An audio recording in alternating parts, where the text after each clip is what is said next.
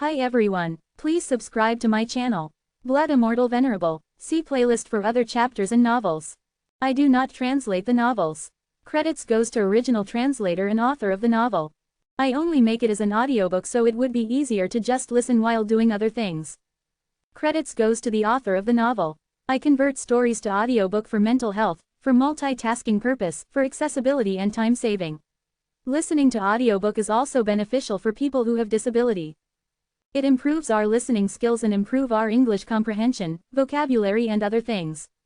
So, thank you for listening. Thank you and thank you very much for your support. Chapter 2701, The Fireball. Zen could understand the reason behind Gant's growing anxiety. Although the 8 weapon refiners were formidable, they were still no match for the woman with wings. It was almost impossible for Gant and Zen to move past the woman and reach the array relying on their current strength. Analyzing the situation, Zen realized the 9 edges heaven slaughtering array would prove insufficient to kill the woman even if Gant joined the 8 weapon refiners and combined their strength with his. Flag Master, please, Gant pleaded again, if we go there, you might get killed along with them. Aren't you afraid of death? Zen asked as he narrowed his gaze. Gant stood his ground and said, I'm not afraid of death. If I watch them die in front of me, then my life will be more painful than death itself.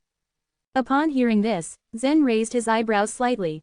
He realized he would have made the same choice if their roles were reversed. Okay, I'll help you. Zen was capable of holding his own against the woman, and he even had a few methods up his sleeve on escaping. However, he was unable to take Gant with him then. Therefore, he wanted to make sure if Gant had the resolve to face the woman without fearing death. Observing Gant's unwavering determination, Zen decided to help him. He reached for Gant's shoulders with his hands and gripped them firmly. Before Gant could react, he felt a strong surge of power flowing from Zen's hands.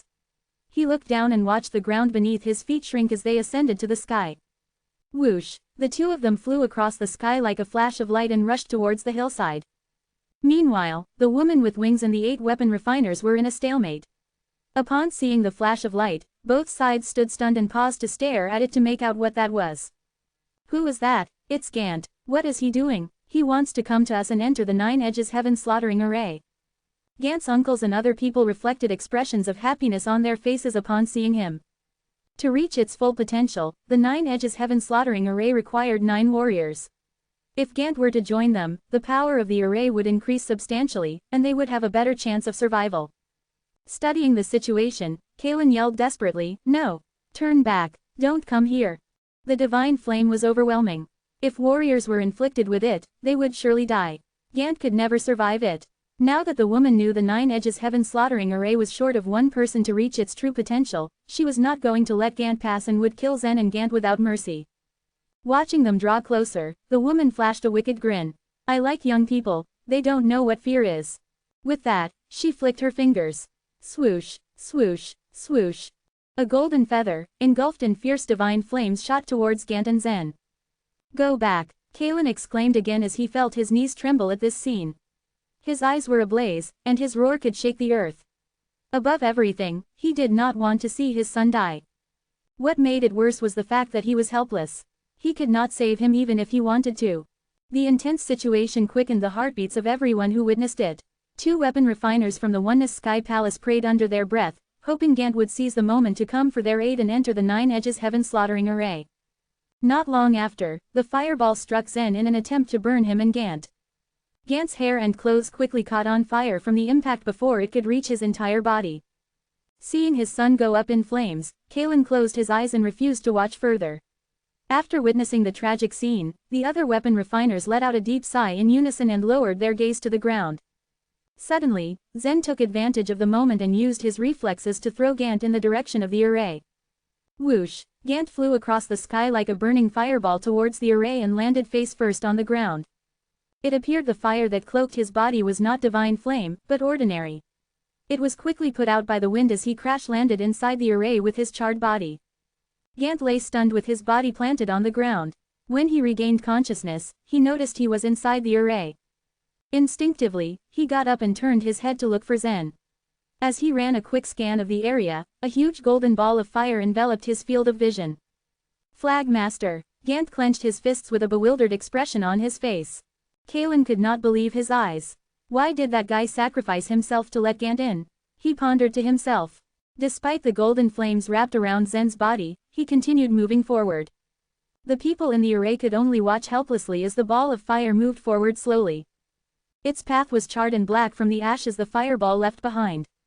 Gant stared at Zen's tenacity and murmured, "Flag Master is so tough." Normally, no one could withstand the vigor of the divine flames for more than 3 seconds. While Zen was out there holding his own against the fire, Gant was touched by his sheer will and drive to not give up. Even the woman with wings was moved at this sight. It was unimaginable to think a human warrior below the 8th stage of the other shore realm could resist the divine flames. However, this man was fully covered in the fire. How was he able to last so long? It was impossible. Impressed by Zen's resolve, the woman halted her attacks towards him to see how long he lasted till he turned to ashes and dust. She wanted to wait to collect his remains, no matter how long it took the fire to kill him.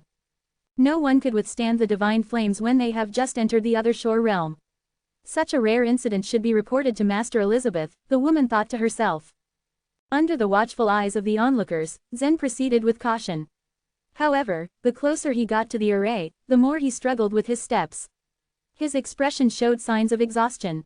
Is he getting slower and slower? The woman smirked to herself.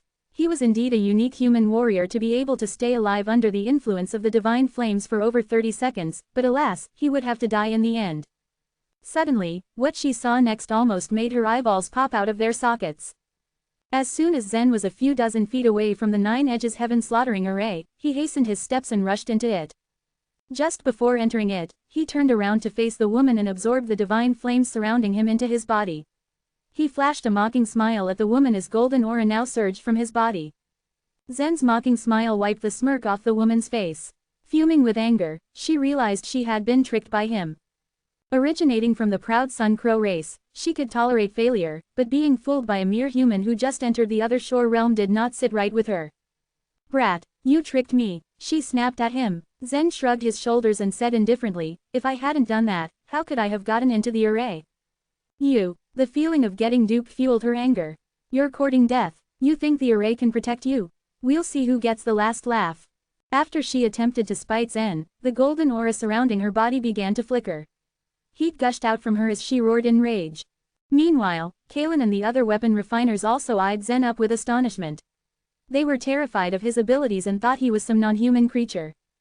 The weapon refiners were well acquainted with the divine flames, which was how they were able to keep them from breaking into the 9 Edges Heaven slaughtering array. It would have been easier to break through the array if a master at the same cultivation level as the woman appeared and attacked with a different method and not the divine flames. The technique of the Sun Crow race, known as the Divine Flame, was well known. Apart from its deadly use, it was also suitable for refining weapons. As a result, the weapon refiners from both the Sioux clan and the Oneness Sky Palace were familiar with its foundations and could counter it. Zen had run all the way towards the array submerged in the divine flames before absorbing them completely. Just what was his body made up of? Chapter 2702, The 9-Cube Black Armor. Flag Master, you're all right. Gant was so excited to see Zen safe and sound that he almost jumped out of his skin. Zen shrugged and replied, "Of course I'm fine. But your body is golden all over," Gant said, looking at Zen's corporeal body. These weapon refiners were very insightful and noticed the strangeness of Zen's body right off the bat. When one refined a weapon using the fire-quenching method, the weapon needed to absorb all the flames surrounding it. Zen's situation was similar to a weapon refined using the fire-quenching method. But there were also a few unique body refining methods in the source world, merging one's body with metal, for example. And these weapon refiners were speculating whether or not Zen had practiced this method. "Don't worry, the golden light will dissipate," Zen said as he looked at the winged woman through the array. "Now that we are here in the array, it's time to think about how to fight that woman." The woman continued to accumulate power, her entire body dazzling like sun. Kalen could feel the immense power radiating from the woman. He said to his son, "You are responsible for the last position of the array." He had barely finished speaking when the array plate in his hand trembled and turned, a beam of green light enveloping Zen and Gant. Gant nodded and drew his sword. The other weapon refiners' eyes widened as they saw the sword in Gant's hand. They looked reproachfully at Kalen. The sword in Gant's sword was too ordinary and couldn't even be considered a primary profound blood treasure. After all, he was the son of the Sioux clan's head. How could he be so poor? Kalen looked around awkwardly. The Sioux clan was not poor. Kalen just wanted to teach his son a lesson, which was why he had taken away everything from Gant before the latter had left the clan. Kalen hadn't left even a single piece of divine crystal to him. Gant, take the sword. Kalen waved a hand and a black sword shot towards Gant. The sword was a premium profound blood treasure.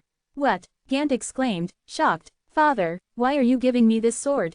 This sword was called the moon-chasing sword. A premium profound blood treasure was nothing to the Sioux clan. The moon-chasing sword, however, was an inherited sword within the clan. Possessing this sword meant that Gant was the heir of the Sioux clan. Kalen had handed the moon-chasing sword to his son. He wouldn't abdicate and let his son become the head of the Sioux clan now. But it showed that he thought highly of his son. After all, the conflict between father and son had something to do with the Dragon City. Gant had chased heir all the way here. And now in this critical moment, he would also play an important role in dealing with the Sun Crow race. As another green light column rose, the 9 edges heaven slaughtering array absorbed the power of the moon-chasing sword as well. The whole array aligned into its most perfect formation at this moment. The green light solidified and became powerful, almost to the point of abnormality. The woman stretched her broad wings, the air around her continuing to tremble. She gently stroked the air with her soft hands.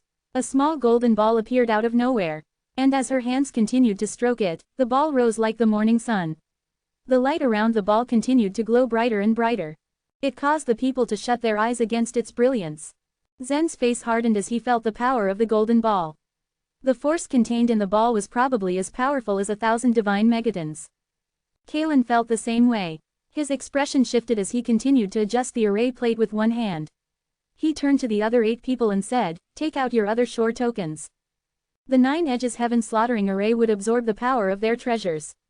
But Kalen was asking everyone to bring out their other shore tokens so that they could maximize the power of the array. Just to be safe. Ordering fire. Scorching sunstone. Everyone activated their other shore tokens.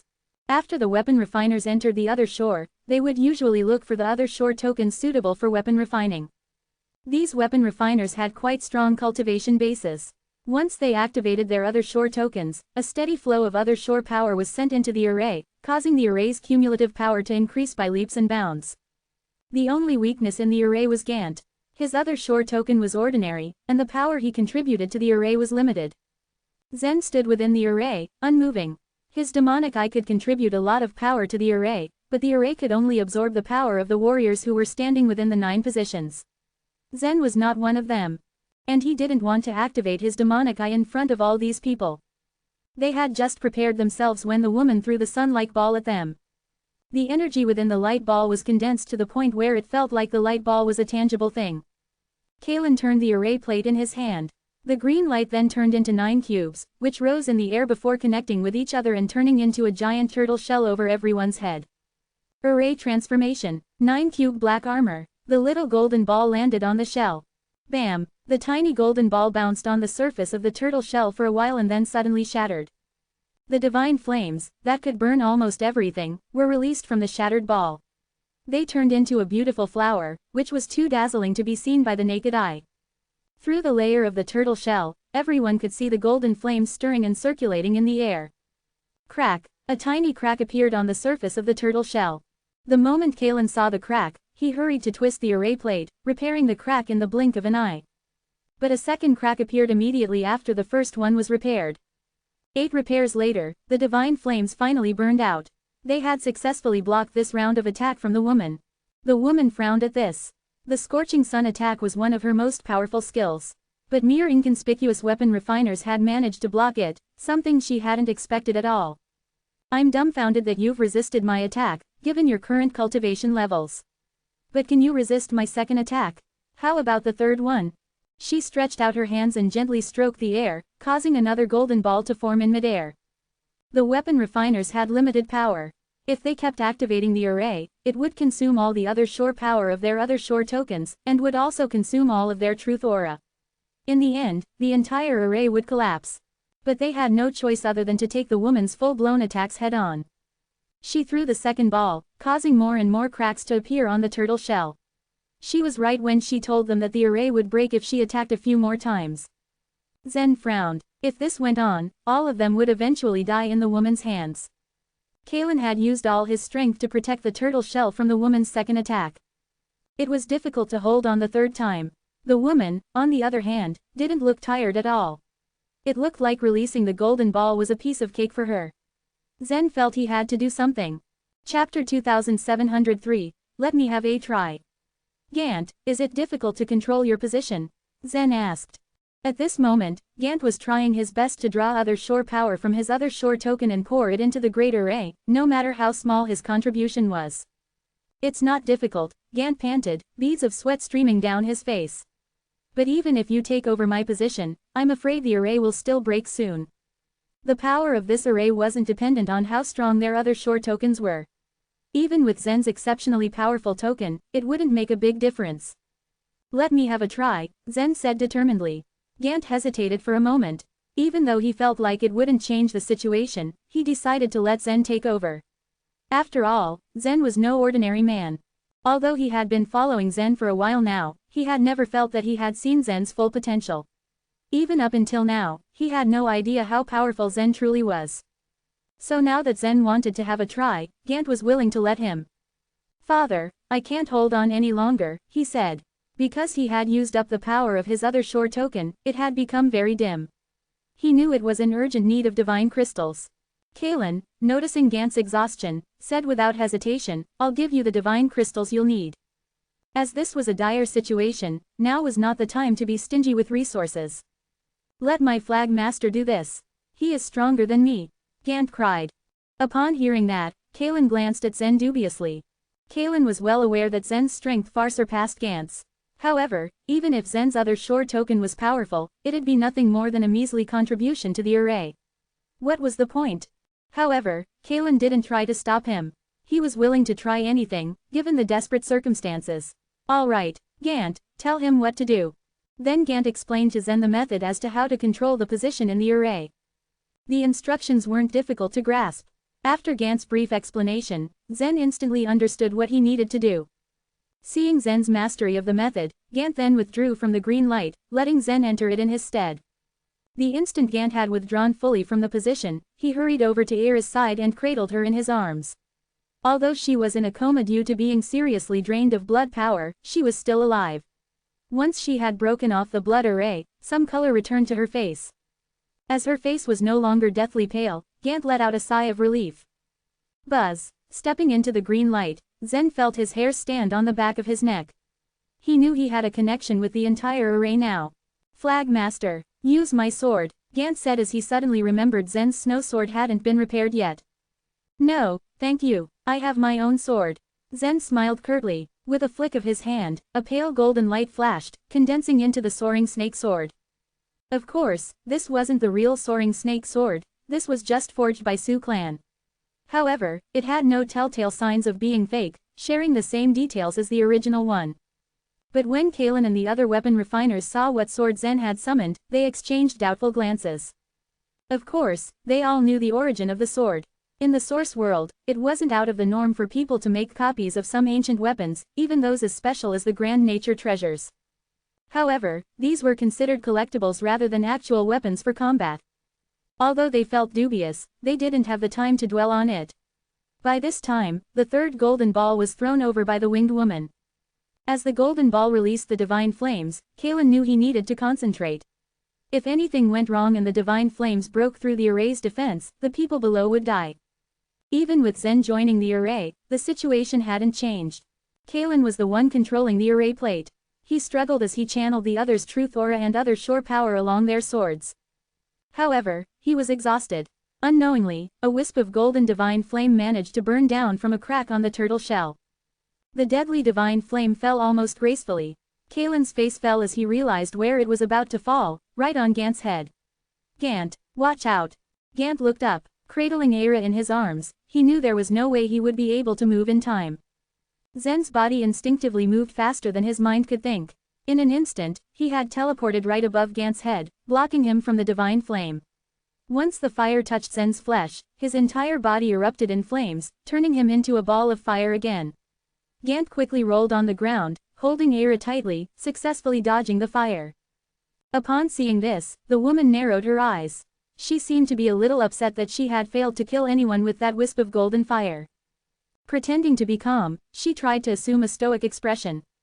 However, she knew that the golden ball consumed a lot of divine flames. With her cultivation base, she could only release 5 golden balls at a time. As soon as the divine flames were used up, her strength would decline exponentially. In addition to this, divine flames couldn't be replenished with divine crystals.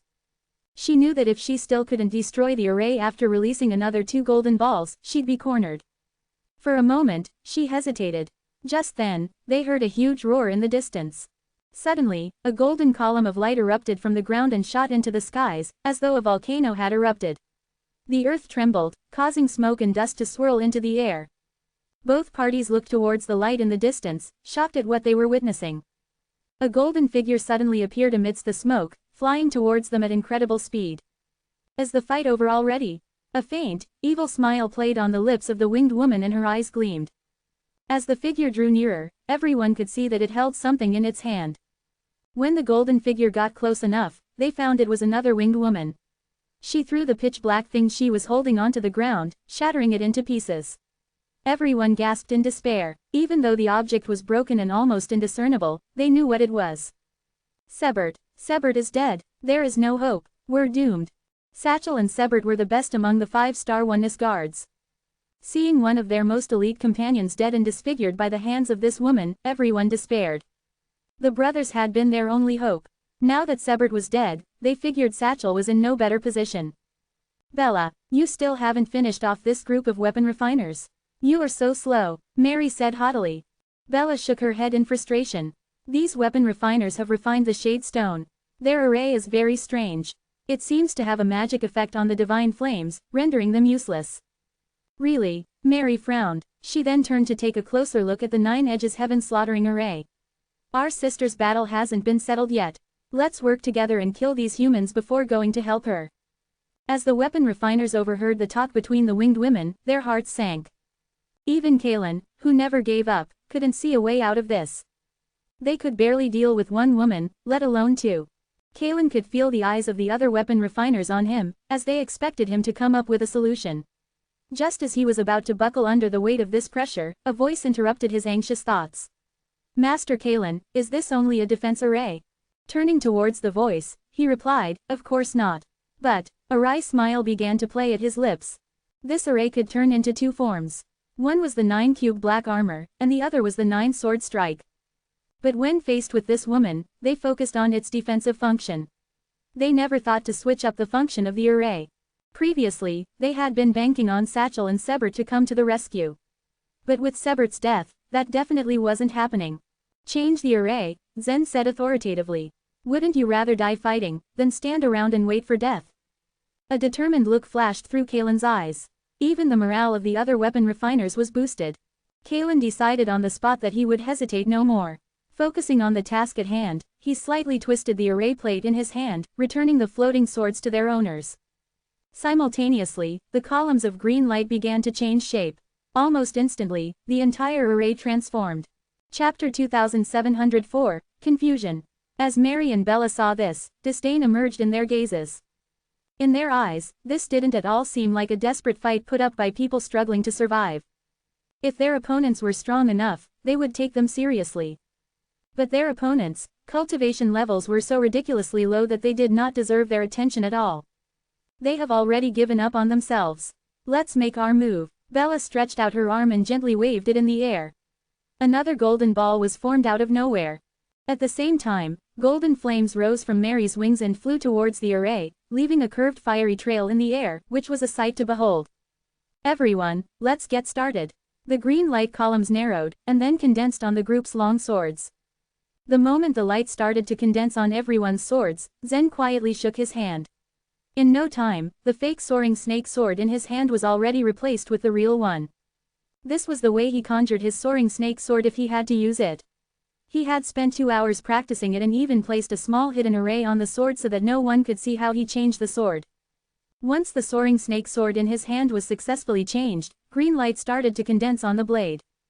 At the same time, the truth aura in his body flowed into the soaring snake sword in an unending stream and was continuously absorbed by the array. 9-sword strike, go. At this moment, Kaylin had put down the array plate in his hand. He was determined to fight to the death, so there was no need to change the array anymore. While he shook his sword, everyone else also lifted theirs fiercely to the air.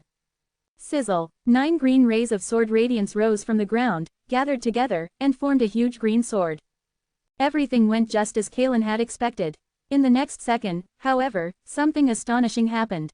8 of the 9 sword radiance rays within the giant green sword all had remarkable power.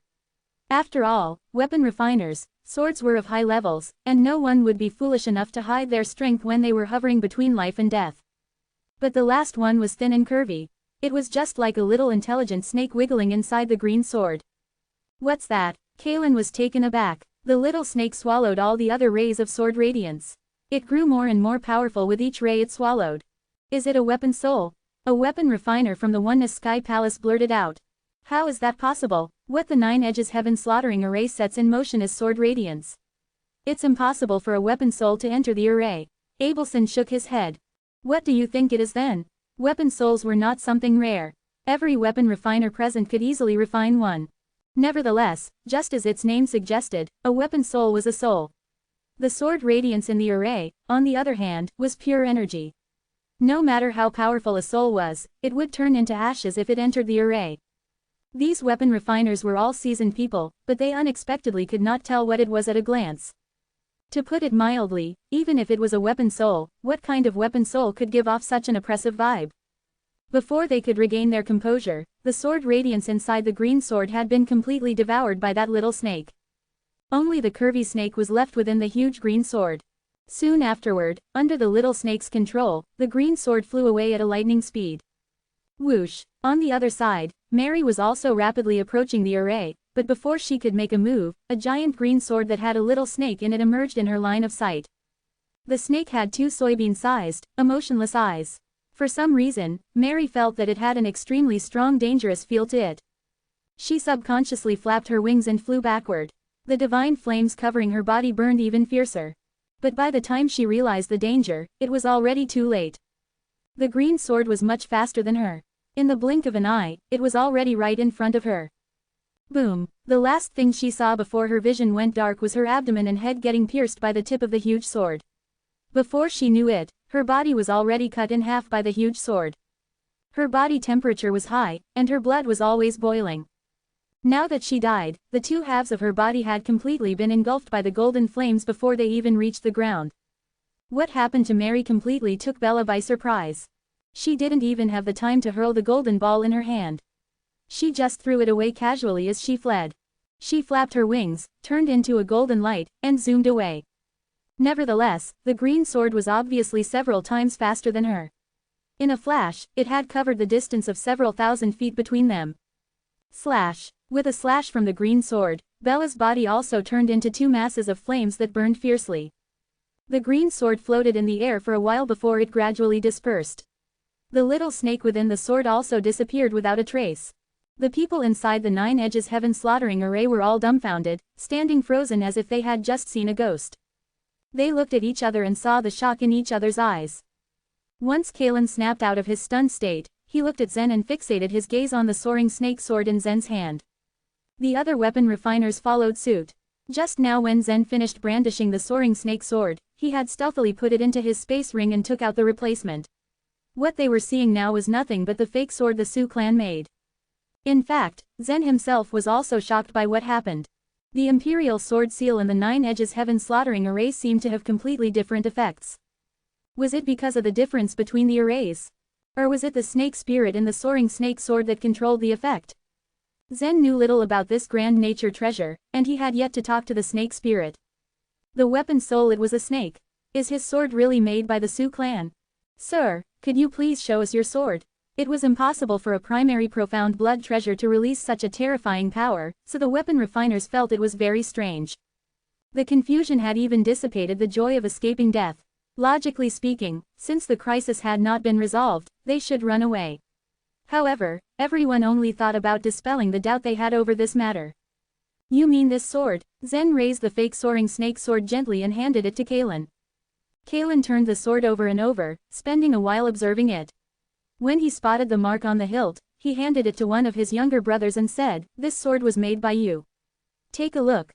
His brother took the sword and examined it for a while. Baffled, he said, "It was indeed made by me, but it's just a fake sword." Was the weapon's soul not formed by the sword? A weapon refiner from the Oneness Sky Palace said with a puzzled face. Kalen shook his head and said, absolutely not.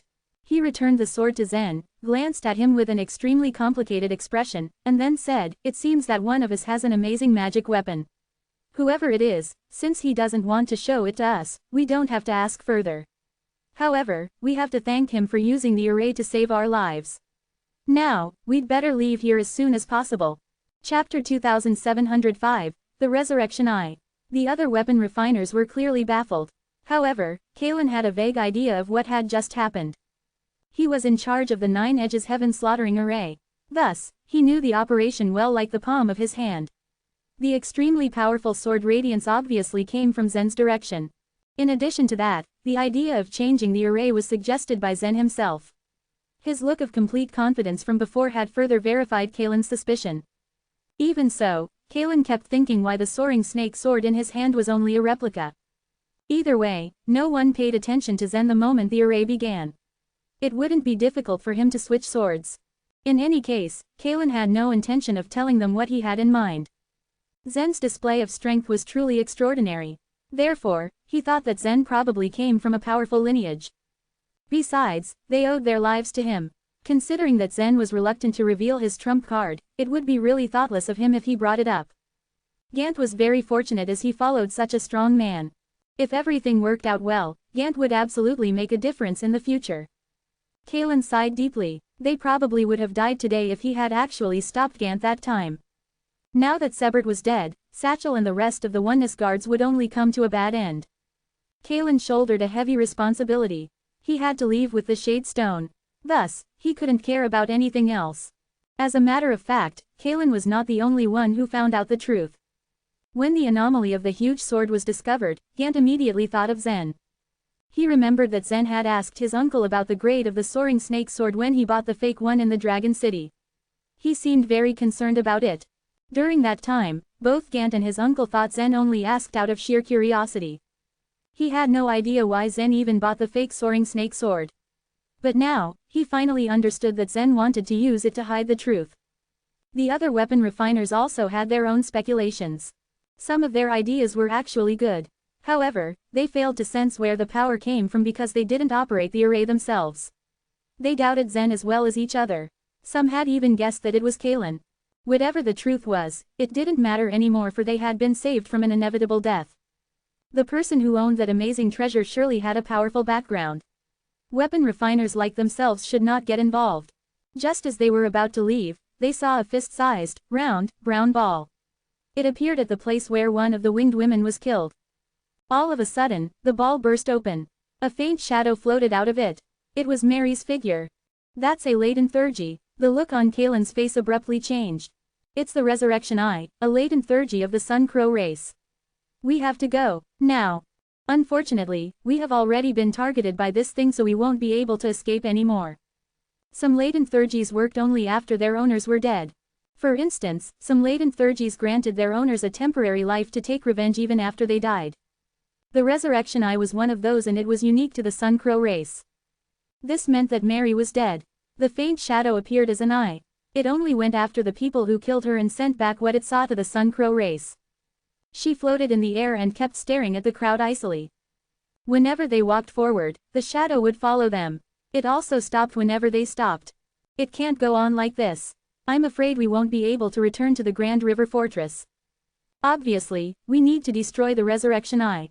Once more, they stopped and tried to destroy the shadow. The Sun Crow race was good at flame and space Thurgies. Therefore, it was not an easy task to defeat the Resurrection Eye. They were unable to beat the shadow no matter what kind of attack method they used. Zen even tried several Thurgies but ultimately failed just like the others. Soon after, the voice of number 9527 rang clearly in Zen's mind. It's useless. You won't be able to destroy the shadow with those methods. You can use the Falling Star Palm but... The Falling Star Palm was not powerful enough on its own. But with the power of the Truth Crystal, it could reach its full potential and have a miraculous effect in special cases. A little while ago, Zen had already risked using the Soaring Snake Sword and had roused Kalen's suspicion. If he used the Falling Star Palm now, he would be exposed. Even though he had entered Dragon City, he still did not have a thorough understanding of the situation in the source world. It would be unwise for him to reveal his true origin. But in order to survive, he had no other options left. Even before Zen could make up his mind, something unexpected happened. They saw Mary's shadow change as they felt a great pressure coming from the sky. Her looks kept changing while her aura continued to grow. Soon after, it overcame Mary herself. Kaylin and the others were shocked when they saw the new face. It was the woman who appeared in the sky above the blue cloud city earlier. Her name was Elizabeth and she owned the divine lair of the Sun Crow race. A powerful non-human creature like her would be able to slay everyone with the illusory projection alone. The group would continue to fight desperately if it was only Mary. However, they had neither courage nor strength to hold out against Elizabeth. Elizabeth stared at the group beneath her. The look on her unrivaled face was as terrifying as death itself. "Hand over the Shade Stone to me," Elizabeth said coldly. Her soul was extremely powerful. Even if it was only a projection, her words had an overwhelming and commanding force. No one was allowed to disobey that. Kaylin remained rooted to the spot and was unable to respond. He could not believe that he had to surrender the Shade Stone to Elizabeth moments after he had just escaped from a fatal disaster. "I said, hand it over," Elizabeth bellowed. Her aura grew much stronger and gave the crowd an ominous and oppressive feeling. Gant's soul was the weakest among all of them. His legs were trembling so much that he could barely stand. However, Elizabeth suffered a huge loss from the illusory projection. The last time she performed it, she destroyed 4 arrays of innumerable swords. But now that she did it again, her strength was less than half as before. She had no idea who had the Shade Stone. In addition to that, her projection would not be able to take anything away. She was just projecting a mass of pure energy. So for now, she forced the group to relinquish the Shade Stone. After that, she would ask a Sun Crow to take it back. Since they were unwilling to give her the Shade Stone, she would just savagely kill everyone then let her race members take it. Kaylin already predicted what Elizabeth was thinking. He was now frantically thinking of a way out. Seeing that Elizabeth had lost her patience, Kaylin brought out a small bottle and raised it above his head. "The Shade Stone is in this bottle." Elizabeth raised her eyebrows in response. Then, she stretched out her hand and the bottle floated toward her. While Elizabeth was momentarily distracted, Kaylin immediately told the group through his life vitality, "That bottle is empty. Run for your lives." Elizabeth would not let them go even if they handed over the Shade Stone to her. It would be best if they just took this opportunity to run away. Chapter 2706, Absorption. The others were shocked at Kaylin's orders, but they knew they had no other options. Whoosh, whoosh, whoosh, they didn't even have the time to think. If they stopped even for a second, death would come swiftly. Obeying Kaylin's orders, each warrior immediately summoned all their strength to flee in all directions. Click, Elizabeth caught the bottle eagerly. She squeezed it with her bare hand, her fingernails digging into the glass until it shattered. It was only then that she realized the bottle was empty. Immediately, she looked up, her brows creasing in fury. Yet, there was a strange beauty to her rage. "How dare you fool me," she said under her breath. Turning to look at the figures darting all over the land trying to escape, she cried, "You are all courting death." Phew, she stretched out her massive wings, launching herself into the sky. With every flap, she seemed to shatter her surroundings, with cracks snaking their way around her. The whole province was caught inside the cage of heaven and earth which immobilized the grand teleportation. However, Elizabeth was no ordinary person, she could easily break the cage if she wanted to. Since she was already using the illusory projection, she couldn't use the grand teleportation. However, she still had the truth of void destruction, which granted her inhuman speed. Crack, as Elizabeth flew forward, cracks seemed to shatter the sky, resembling a spider's web. It was as though she were dancing on a fragile mirror, leaving hairline cracks wherever she touched. "She's quick." Hearing the cracking noise, Kaylin whipped his head around to see where it was coming from. His face turned pale. Even though he had done his best, maximizing the power of his other shore token in an attempt to flee, Elizabeth was gaining on him quickly. He knew she'd catch up to him in the blink of an eye. His expression darkened as he glanced around him, desperate for a solution. To his left, one of his younger brothers, Reuben Su, was speeding alongside him. To the right was Zen. Without hesitating, he conjured 2 more bottles. "Catch these," he shouted at the top of his lungs. Using his remaining strength, he flung the bottles out towards the 2. Meanwhile, Zen was focused on flying as fast as he could.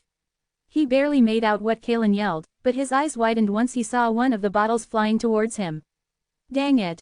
This was what Elizabeth was after, so whoever had the bottle was bound to die. Zen was no fool. Although he had been curious about the Shade Stone, he was well aware that his life was more important in this moment. Consequently, he had no intention whatsoever to catch the bottle. As Zen was busy contemplating, Elizabeth had caught up to Kaelin. Sneering at his pitiful, fleeing figure, she snapped her fingers. 3 strands of golden light shot out, dainty and fluid like a silk thread. One of these silky golden strands flew towards Kaelin. Puff! The instant the golden light touched Kaelin, his body flashed a bright light momentarily, eventually disintegrating into black ash. The other 2 strands split up, chasing after the bottles in midair. One golden strand darted towards a bottle in lightning speed, piercing through the glass. The bottle exploded, and nothing came out. It was but a decoy. The strand didn't hesitate, instantly flying towards Reuben. Like his brother, the second he was touched by the golden light, his body was lit aflame until he was a pile of ashes. Meanwhile, the third and last ray of golden light was flying towards the other bottle, the one near Zen. In an instant, the light connected the glass bottle, shattering it completely. Clap! The moment the bottle exploded, a black mass oozed out of it. The Shade Stone had its own soul. Having been trapped in the bottle, it had been struggling, always looking for a way out. Now that the bottle was broken, it finally had a chance. As he was flying as fast as he could, Zen spread out his spiritual sense to find out what was happening around him. It wasn't long before he sensed the Shade Stone making its escape not too far away from him. He cursed in his heart, Kaelin, why did you throw the right bottle to me? You should have thrown it to your brother. If the demon woman gets the Shade Stone, she will stop chasing after me. You set me up on purpose. Of course, Zen hadn't known that Kaelin had been in a state of panic just then. Not having the time to identify which between the 2 bottles held the Shade Stone, he just threw them blindly in the hopes of confusing Elizabeth. Whoosh! Dang it! Zen sensed the black mass was making its way towards him, confused. When the Shade Stone caught up to him, it condensed on his back. What the heck? Zen cursed angrily. The Shade Stone was supposed to be intelligent. Why did it choose to condense on his back instead of running away from him? Just as Zen was about to summon a spell to shake the Shade Stone off, the silky golden strand shot towards him. Zen's eyes widened as he realized he would not have the time to counter. These rays of golden light were the same as the golden balls that Bella condensed. The divine flames from Elizabeth were much more powerful than the flames that Bella and Mary used. Whoosh! Zen tried to somersault to dodge the ray of golden light, but he was a split second too late. The silky golden strand enveloped his body. Puff! A fierce divine flame burned all over Zen's body. At this moment, despite being scorched alive, Zen's only thought was to keep running forward. What the? Shock was written all over Elizabeth's face. No one had survived her divine flames before. She thought she'd easily retrieve the Shade Stone upon turning Zen into ashes. But to her surprise, Zen was still very much alive, running away from her as fast as he could. He must have some sort of fireproof treasure, she thought. However, given his cultivation level, no matter how special his theurgy was, she knew he wouldn't be able to resist the divine flames for long. Elizabeth flew towards Zen, observing him carefully. Zen might have been aflame, but that didn't seem to slow him down. In fact, it seemed he was picking up speed. Elizabeth was dumbfounded. Not only was Zen unharmed by her divine flames, it was as though they were empowering him. In fact, when Bella found out about such an ability of his, she had been planning to capture him and take him to the divine lair for investigation. Elizabeth couldn't help but smile faintly. This person had officially piqued her interest. Even without using the divine flames, she could still easily kill Zen. Her cultivation had greatly weakened the second time she used the illusory projection, but she could still release thousands of divine megatons of force and easily tear Zen into pieces. However, she wanted to see how Zen escaped. She knew he would definitely fail, but still she was curious. While she followed him, another strange thing happened. Zen's determination to shake off the Shade Stone seemed to manifest as whirlpools emerged from his body, sucking in the divine flames like a vacuum. Because the Shade Stone had been burned by the 9 Edges weapon refining array, it had become a sticky black mass. And now, under the influence of the divine flames, it melted into liquid on Zen's back, eventually sucked into the whirlpools.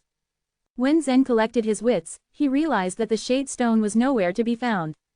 Chapter 2707, The Third Illusory Projection.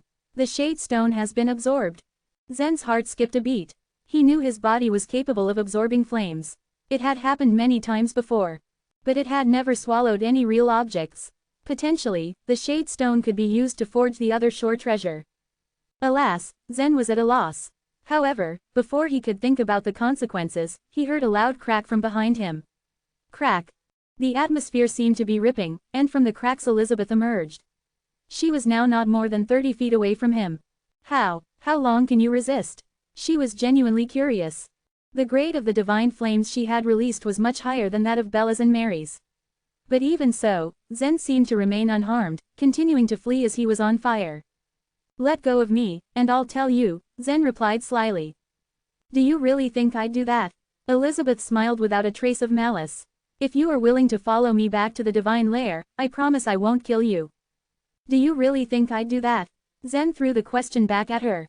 While he knew that Elizabeth was actually speaking truthfully, if Elizabeth brought him back to the divine lair, then everything he had been trying to hide for so long would be exposed. If he leaked the secrets of the divine land, the consequences would be worse than being killed. But it's not up to you, Elizabeth answered indifferently.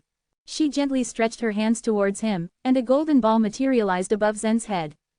Zen's expression darkened. He sensed something different about this golden orb. It felt more powerful than the others. It was the same one used to destroy the 4 arrays of innumerable swords. The force within the golden ball wasn't something he could take lightly. Would his journey to the source world end now? Zen's resolve remained the same. He would rather die than be taken away by this demon. With a slight nod, Zen knew what he had to do. Bang! He immediately extracted the power of the other shore token. If he was going to die, he might as well put up a fight. With the power of the other shore token, his aura strengthened tenfold. You're overestimating yourself, Elizabeth remarked nonchalantly. Little did she know that Zen was using not only the power of the other shore token, but also the power of his body, the power of the 9 divine stars, and the way's blending energy. He was gathering all the power available to him. Not sparing a moment, he didn't even bother to summon his sword. In the blink of an eye, he leapt upwards to strike Elizabeth's illusory projection. As Zen unleashed all that pent-up power, the small, golden orb that was hovering above his head exploded into glittering shards. Crack! Zen felt a searing sensation on his forehead. The mark of the exhausting power was above his head. The exhausting power. This latent theurgy could only be activated if he simultaneously released all the power contained in his body. Then it would make him even stronger. He knew that it was extremely taxing, so he had never risked it before, not even during his battle with Nicholas in the Divine Land. All of his powers combined added up to over 100 divine megatons.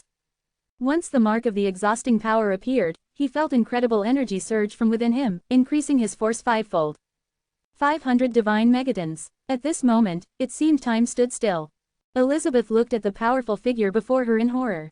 For the first time, she actually felt threatened. How can this be? He's only just reached the other shore realm. She wondered internally. It's really interesting, she spoke aloud. Is it a latent theurgy created by using the divine pulse deadwood? This doesn't look like the style of the Oneness Sky Palace. Elizabeth felt mixed emotions. While she did feel a sense of threat, her curiosity overcame her. The divine pulse deadwood was a special other shore token. The user had to continuously exert themselves until they were exhausted. Then, the divine pulse deadwood would give them a stronger force, which was usually 2 or 3 times more than all the power of the user. The exact amount was dependent on the grade of the divine pulse deadwood used. Using a latent theurgy only, Zen had created a force which was 5 times stronger. Elizabeth was amazed. If what Elizabeth postulated was true, then it was possible he was as strong as her. However, even though Zen had managed to muster this much power, he was still unable to escape from Elizabeth. She was still on a higher cultivation level than him. If Zen was on her level, he could have collected enough power to destroy her illusory projection altogether. Unfortunately, he had just reached the other shore realm. Phew, but still, Elizabeth took a cautious step back, her lips trembling slightly, as the power from the golden ball rained down upon Zen.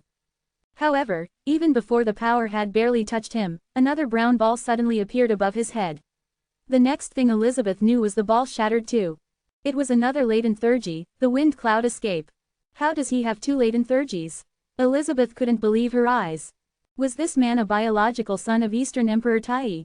Phew, phew, a strong wind violently pushed her, bringing her back to reality. The fierce fight was still going on. White fog started to rise from the surface of Zen's body as though he were steaming. Even though he wasn't using the grand teleportation, his speed was incredibly fast. Zen, covered from head to toe in the white fog, couldn't feel how fast he was flying. Dang it! Realizing that Zen was escaping, Elizabeth cursed under her breath. Zen had many tricks up his sleeve. Elizabeth knew that if he had the opportunity to cultivate more, he would someday grow to be invincible. Moreover, he had the Shade Stone. There was no way Elizabeth could let him go. Disappear. Taking one last glance at the direction of the wind cloud escape, she withdrew her illusory projection and then vanished. The divine lair was like an endless day, with the sun shining radiantly. Countless sun crows flew in a formation that resembled rivers and valleys, circling the lair non-stop. Positioned at the very center of the divine lair, on a raised platform, was a massive golden throne. Sitting on the throne was a gloomy figure with large, golden wings. The winged figure's eyes fluttered open and she frowned. Elizabeth had just withdrawn from the illusory projection. Anna, she said in a serious tone to the woman who sat at the foot of the throne, I'm going to perform the third illusory projection. Elizabeth couldn't hide the frustration in her voice. Anna looked at Elizabeth in surprise. Master Elizabeth, she said cautiously, if you use the illusory projection for the third time so soon, your strength will decrease by half again. The illusory projection was not limited by the distance or the space. It was usually a forbidden skill of the truth of void destruction because it expended too much power to use. Anna was confused. If Elizabeth was facing a powerful enemy, it was useless to use the illusory projection for the third time. On the other hand, if she was dealing with a weak enemy, she should have just killed the enemy when she used the second illusory projection. Do as I say, Elizabeth commanded coldly. There was no way she'd admit to Anna that some human boy who had just reached the other shore realm had managed to escape from her. Fortunately, the moment the wind cloud escape was activated, she had planted a mark on Zen's body. With it, he shouldn't be able to escape, not this time. Chapter 2708, Disrespect and Insult. Elizabeth had felt Zen running at an unimaginable speed. He was moving as fast as she was when flying at full speed. This latent theurgy was truly amazing. 5 minutes later, Elizabeth sensed that Zen had come to a stop. She then reached her slender fingers out and wrapped them gently around the armrest of the throne. A pattern of a bright star formed on the armrest, and the entire divine lair began to vibrate. The sun crows roosting around the lair jumped up all at once, causing a violent rumble. The space above Elizabeth's head was torn apart again, and a glowing sheet of light covered her body. A shadow separated itself from Elizabeth and floated to enter the space crack above her. Meanwhile, in the mountain viewing province, the terrain to the west was getting flatter and flatter. The cloud of mist looked as if it fell from the sky and continued to speed along the ground. All creatures dispersed and scurried away on seeing it moving on towards them. Eventually the mist stopped in a lush green grassland and drifted where the wind took it. Zen stood still and alone amongst it all. These two latent theurgies are really incredible, he said, heaving a long sigh of relief. The latent theurgies that the 9 Li race gave him were all quite extraordinary. In particular, the exhausting power could enable him to increase his own strength by 5 times. Unfortunately, it would still not be enough. If he was as strong as the 5-star oneness guards, he might be able to destroy Elizabeth's illusory projection with this added power. It pained Zen to have used up 2 latent theurgies, but they had helped him to escape. So perhaps it was a necessary sacrifice. But Gant's father and uncle were not so lucky. Zen dreaded having to tell him they had been killed by Elizabeth. He worried if he'd be able to handle that kind of horrible news, but then again, who could? After calming himself, Zen remembered that he had to check his back. He wondered if the Shade Stone would have had any effect on him when he absorbed it into his body. Just then, No 9527's voice rang clear. Zen, look up. Zen raised his head and saw a shadow quietly taking shape above him. Here she comes again, he muttered warily. His face darkened and his eyebrows creased. Elizabeth really is as annoying as a mosquito, Zen thought to himself. In the blink of an eye, a pair of huge wings appeared in the sky. This time, the woman's momentum was a lot weaker than before, and her strength was not even equal to that of an ordinary demon woman in the divine lair. Even so, Zen still could not defeat her yet. If you had come with me before, things would have been much easier. I'm afraid you'll have to suffer greatly now. Elizabeth's icy voice echoed from the sky and rang in Zen's ears. She couldn't pull Zen back to the divine lair, but she could do all in her power to keep him here. The sun crows would then do the rest and bring him to her. Zen stared her down, flashing through his mind for ideas on how to hold her off. She was an enemy he had no ability to match up to. At that moment, a faint figure appeared behind the woman, blurred, but somehow Zen knew it was on his side, and powerful too. Zen's eyes widened and his jaw dropped in disbelief. The woman was perplexed by Zen's odd expression. She asked, curious and angered, "Why do you wear that look on your face? What's going on? What sort of trick are you planning? Or, do you have any other special latent thurgies?" As the figure behind the woman came into view, Zen discovered it to be a middle-aged man with a long beard and fine features. Somehow, the woman had not even sensed his presence. What kind of special thurgy was this person using? Only once he was close enough to touch her did the woman sense him behind her. Her pupils contracted and her broad wings pulled in, rapid and like thousands of golden blades of feathers. Her reactions to defense were impressive even if delayed. The middle-aged man, on the other hand, moved calmly and leisurely, even having the audacity to gently stroke her face before stepping back. The woman's eyes burned full of hatred and an intent to kill. Her curled wings lashed out, slashing those sharp knives of feathers at the man. The man was unfazed and surprisingly flexible, moving like the wind and dodging every attack to perfection. The woman only missed by a hair's breadth. He dodged and then came in close once more, even pinching her chest. The middle-aged man laughed and said, "It's said that the skin of a demon woman is better than a human woman's. It seems the rumor is true." This was total nonsense, of course. The woman before him was merely Elizabeth's illusory projection and not her physical self. The woman could not seem to lay a feather on him and so resorted to all she had left. She activated her divine flame in a frightening burst. With a slight fizzle and spark, her whole body was engulfed in divine flames. The man could make fun of Elizabeth for sure, but even he knew the divine flames of Sun Crow race were not to be trifled with and so was forced back in retreat. He slowly descended to land beside Zen. "Master Athamar," Zen greeted him with cupped hands. "You recognize me?" Athamar asked, both astonished and abashed. "I recognized you by your voice," Zen replied, honored. Zen was confused at first. Who on earth would tease and dare to humiliate the most noble woman of the Sun Crow race? But as soon as he spoke, Zen recognized him. He had heard Athamar's voice in the lofty sword. "Human beings are indeed scum. I'll kill you." Elizabeth was above all else in the Sun Crow race. She had never been disrespected like this before and she hated the feeling. Athamar curled his lips and said, "Your appearance and your language, and even the divine flames you use come from human beings. Why do you look down upon us?" "Shut up," she snapped as she charged head-on for Athamar. The woman was infuriated. Her body covered in flames and charging down looked as if a sun was plummeting towards them. In terms of pure strength, Elizabeth, the leader of the divine lair, was slightly stronger than Athamar. However, this was not the real Elizabeth. Moreover, this was her third illusory projection, which meant that this woman had only a small portion of Elizabeth's true strength. She was as powerful as the 5-star oneness guards. Right now, how could she hope to be a match for Athamar? Athamar turned slightly and moved his right hand. He had drawn his sword so fast that even Zen, who stood right beside him, did not see how he had done it, just that it was now in his hand. A faint shadow of a sword swept up 45 degrees, and Elizabeth's illusory projection was immediately shattered into pieces. The cracking illusory projection even triggered a response of the cage of heaven and earth in the mountain viewing province, which turned into many space cracks to swallow up the shattered illusory projection in her divine flames. The mission to guard the Blue Cloud City should be very easy. But war is unpredictable. This time, it's my negligence, said Athamar, looking up at the space cracks that slowly disappeared from the sky. Zen was confused and was about to ask for clarity when Athamar raised his hand and stopped him before he could speak. "Wait a minute," he said, deeply focused on something else. He listened carefully with squinted eyes. He then stretched his left foot out and stomped down hard.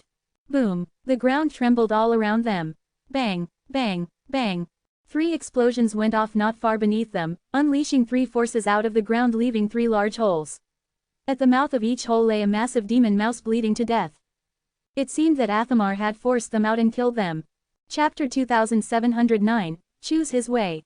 Zen frowned at the sight of the 3 demon mice. "The ear mice?" Athamar nodded and said, "They are everywhere, always hiding in the darkness." Shortly after Zen had entered the Source World, he had seen the power of the Mice League. They were everywhere in the Source World and could obtain most of the secrets of the Source World they infested. Because of this, the Mice League had made a lot of money. Almost all large races hated them. For instance, the first thing the human race and the Sun Crow race would do after occupying part of the mountain viewing province was annihilate the ear mice in the province. Most of the demon mice in the mountain viewing province had been killed, but there were always some that managed to escape. It was probably Zen's wind cloud escape that had caused a great change in the air and attracted the attention of the three mice. They had been hiding in the dark to spy on him. Zen was unaware of this and did not notice them. But it was impossible for them to escape a figure as powerful as Athamar. Athamar looked at the three fat demon mice and clicked his tongue twice.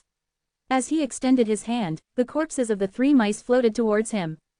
He remained silent. He skinned the mice with consecutive flicks of his fingers.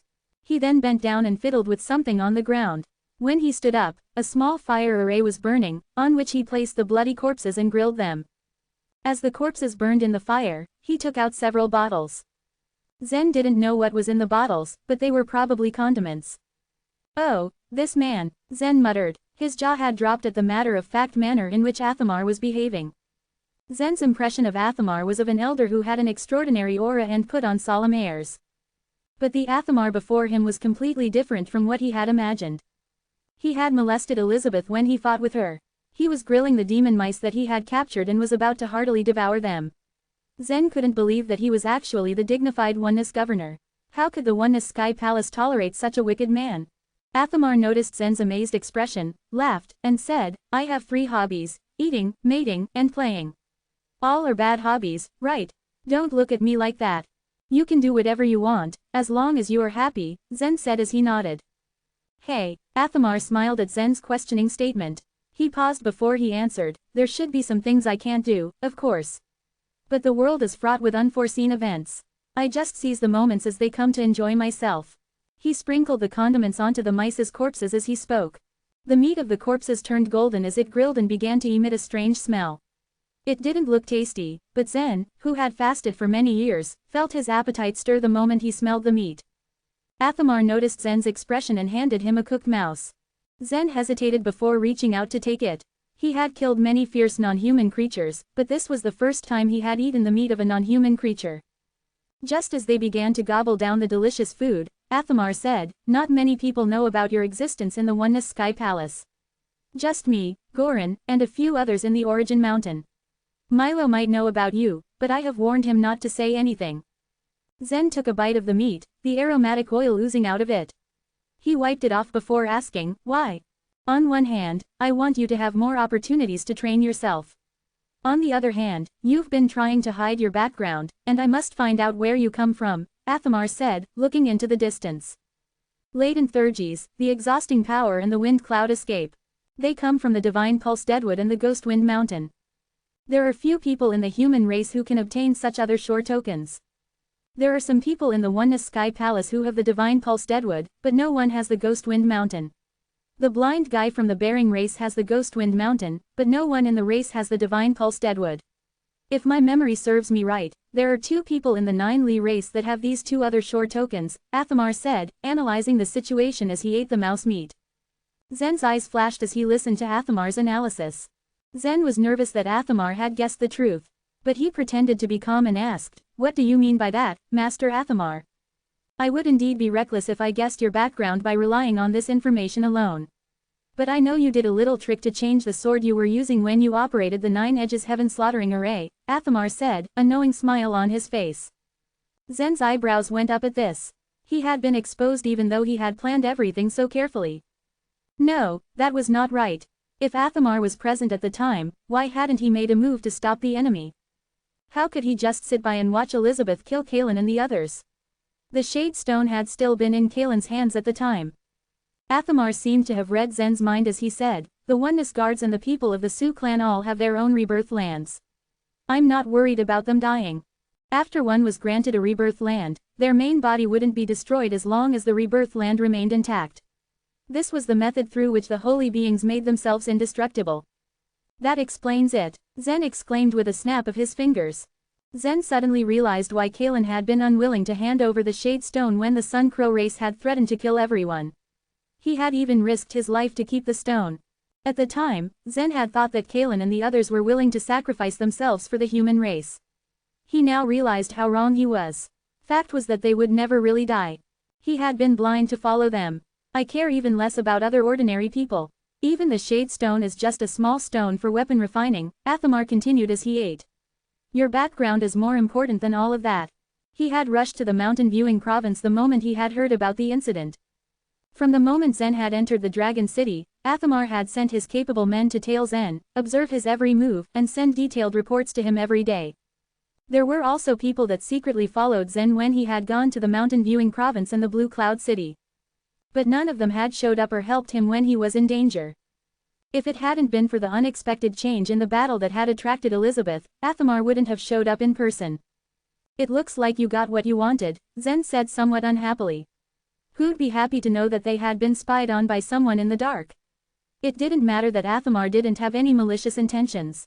Don't be angry. Athamar handed another cooked mouse to Zen, as if trying to please him. To his surprise, Zen pushed it away.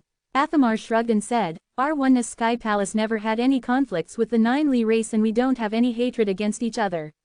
When we saw an orthodox force of human race being annihilated, we felt sorry too, but our Eastern Emperor did not choose his way at that time. Zen was a little relieved at Athamar's words. He had inquired about this when he had entered the Dragon City, and it was true that the Oneness Sky Palace had no conflicts with the Nine Li race. If the Oneness Sky Palace was standing opposite from the Nine Li race, Zen would have probably found an opportunity to leave a long time ago. Choose his way. What way do you mean?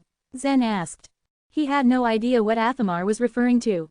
Was it the godly way that he was saying, or anything else? Athamar studied Zen, a strange expression on his face. He thought Zen's talent to be extraordinary, and since Zen had the soaring snake sword, he had assumed that Zen was a descendant of the Nine Li race. He then said, It sounds like you don't even know why Chiyu and the Yellow Thirk fought each other. Chapter 2710, The Finale Way and the Purge Way. Zen felt embarrassed and didn't know how to respond to Athamar's question. No one in the Divine Land had ever told him the reason. Timotheus had left the Source World long ago, so he was also clueless. When Leopold and Lorena left the Source World, their cultivation levels were still low, so neither of them knew why. Chiyu also didn't mention anything about the fight when Zen met him. Yes, I don't really know, Zen replied frankly, cheeks still slightly burning out of embarrassment.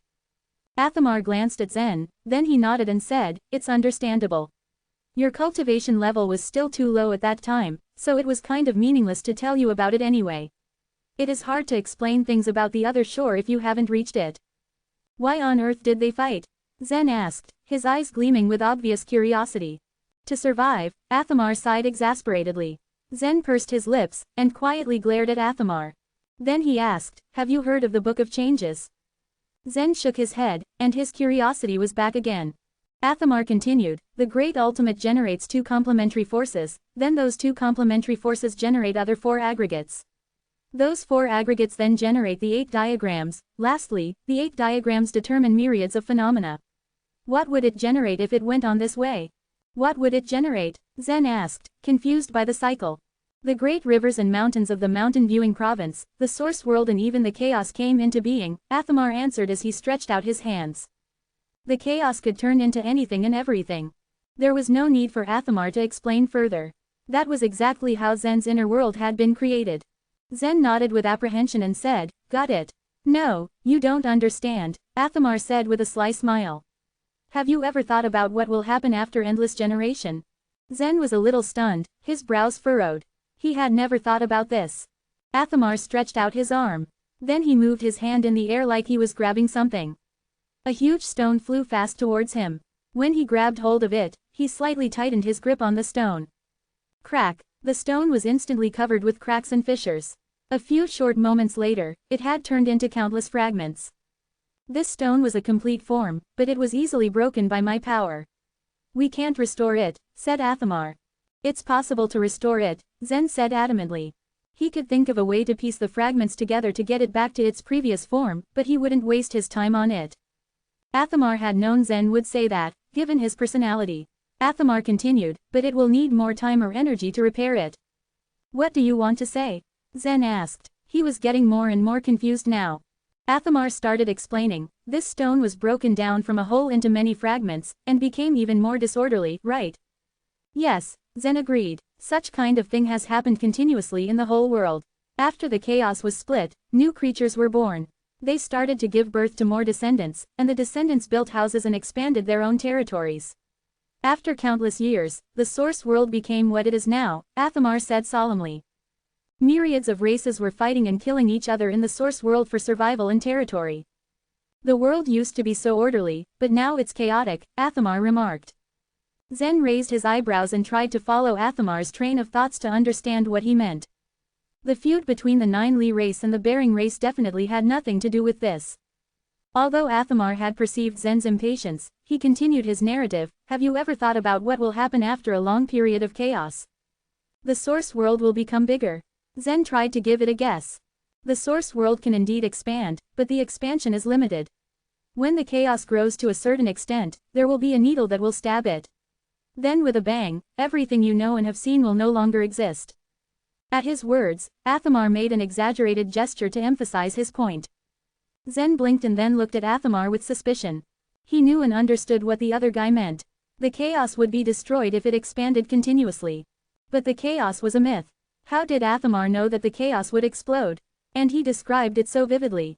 He said a needle would puncture the chaos. The chaos was not a sort of ball. How could it be punctured by a needle? Zen was just getting more confused. Just as he was about to speak out his doubt, Athamar changed the subject. To prevent this kind of thing from happening, creatures of the source world came up with some ideas. The Nine Li race and the Bering race chose their own ways, and that was why they were at odds with each other. Can you tell me what ways they chose? Zen asked, attention flicking back to his companion. There are two ways. The first is to stop the needle from puncturing the chaos. The Nine Li race, the Pear Hill, and a considerable amount of the other races chose this way. This is what we call the finale way. Zen blinked as a thought came into his mind. When Zen first met Fuxi, he was puzzled when Fuxi mentioned the finale hero. Did the finale way that Athamar was talking about have anything to do with the finale hero? What did the Bering race choose? Zen asked. He was now paying full attention to Athamar's words. Athamar stretched out his hand and gently pinched the stone fragments scattered on the ground. The energy released from his fingertips swallowed the fragments bit by bit, and at last only a small fragment was left. Only one fragment is left. It's clean. It's no longer messy, right? He asked. You mean, the purge way? It means wiping out all the other races, Athamar answered with a shrug. Only humans are left. Can the Bering race do it? Zen asked, probing. According to his observation after he entered the source world, the human race did not dominate it. Maybe even the existence of human race is needless. Even if the other races are killed, the human race will just reproduce and expand in every corner of the source world. The chaotic life will last. The ideal situation is that only about 10,000 people live, so that the world will not be chaotic, Athamar said. It was a crazy and risky plan. In other words, the Bering race planned to kill all the creatures in the chaos, but the Nine Li race was eliminated in advance. Zen asked, perplexed by the new information. The reasons for the feud between the two races are very complicated, but that is the main reason, Athamar replied with a nod. Zen stared at Athamar and said with a baffled expression on his face, the tragedy of the Nine Li race was caused not only by the Bering race, but also by the Divine Farmer. Does this mean that the Divine Farmer chose the same way as the Yellow Thirk? You're right, Athamar agreed with Zen's analogy. It is impossible to fulfill such a great ambition with the Yellow Thirk alone. In addition to the Divine Farmer, there is someone more powerful behind him. Athamar had a faint sense of awe when he said this. Zen could guess that Athamar was talking about a Chaos Ancient God. However, he always heard No 9527's voice in his mind from time to time, so he didn't think a Chaos Ancient God was so mysterious. Athamar had been waiting for Zen to ask about who the more powerful being was. But Zen was silent for a long time, taking his time. Athamar could no longer help but ask, aren't you curious? Chapter 2711, The Veiled Women.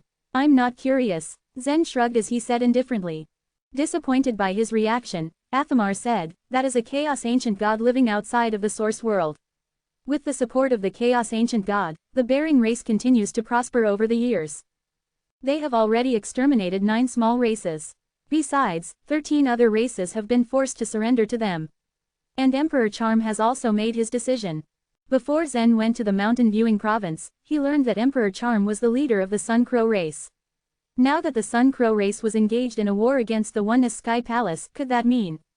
Master Athamar, are you implying that Emperor Charm has also chosen the Purge way? Zen asked in concern. Athamar nodded. He stared at Zen and smiled, you have been hiding your origin all this time.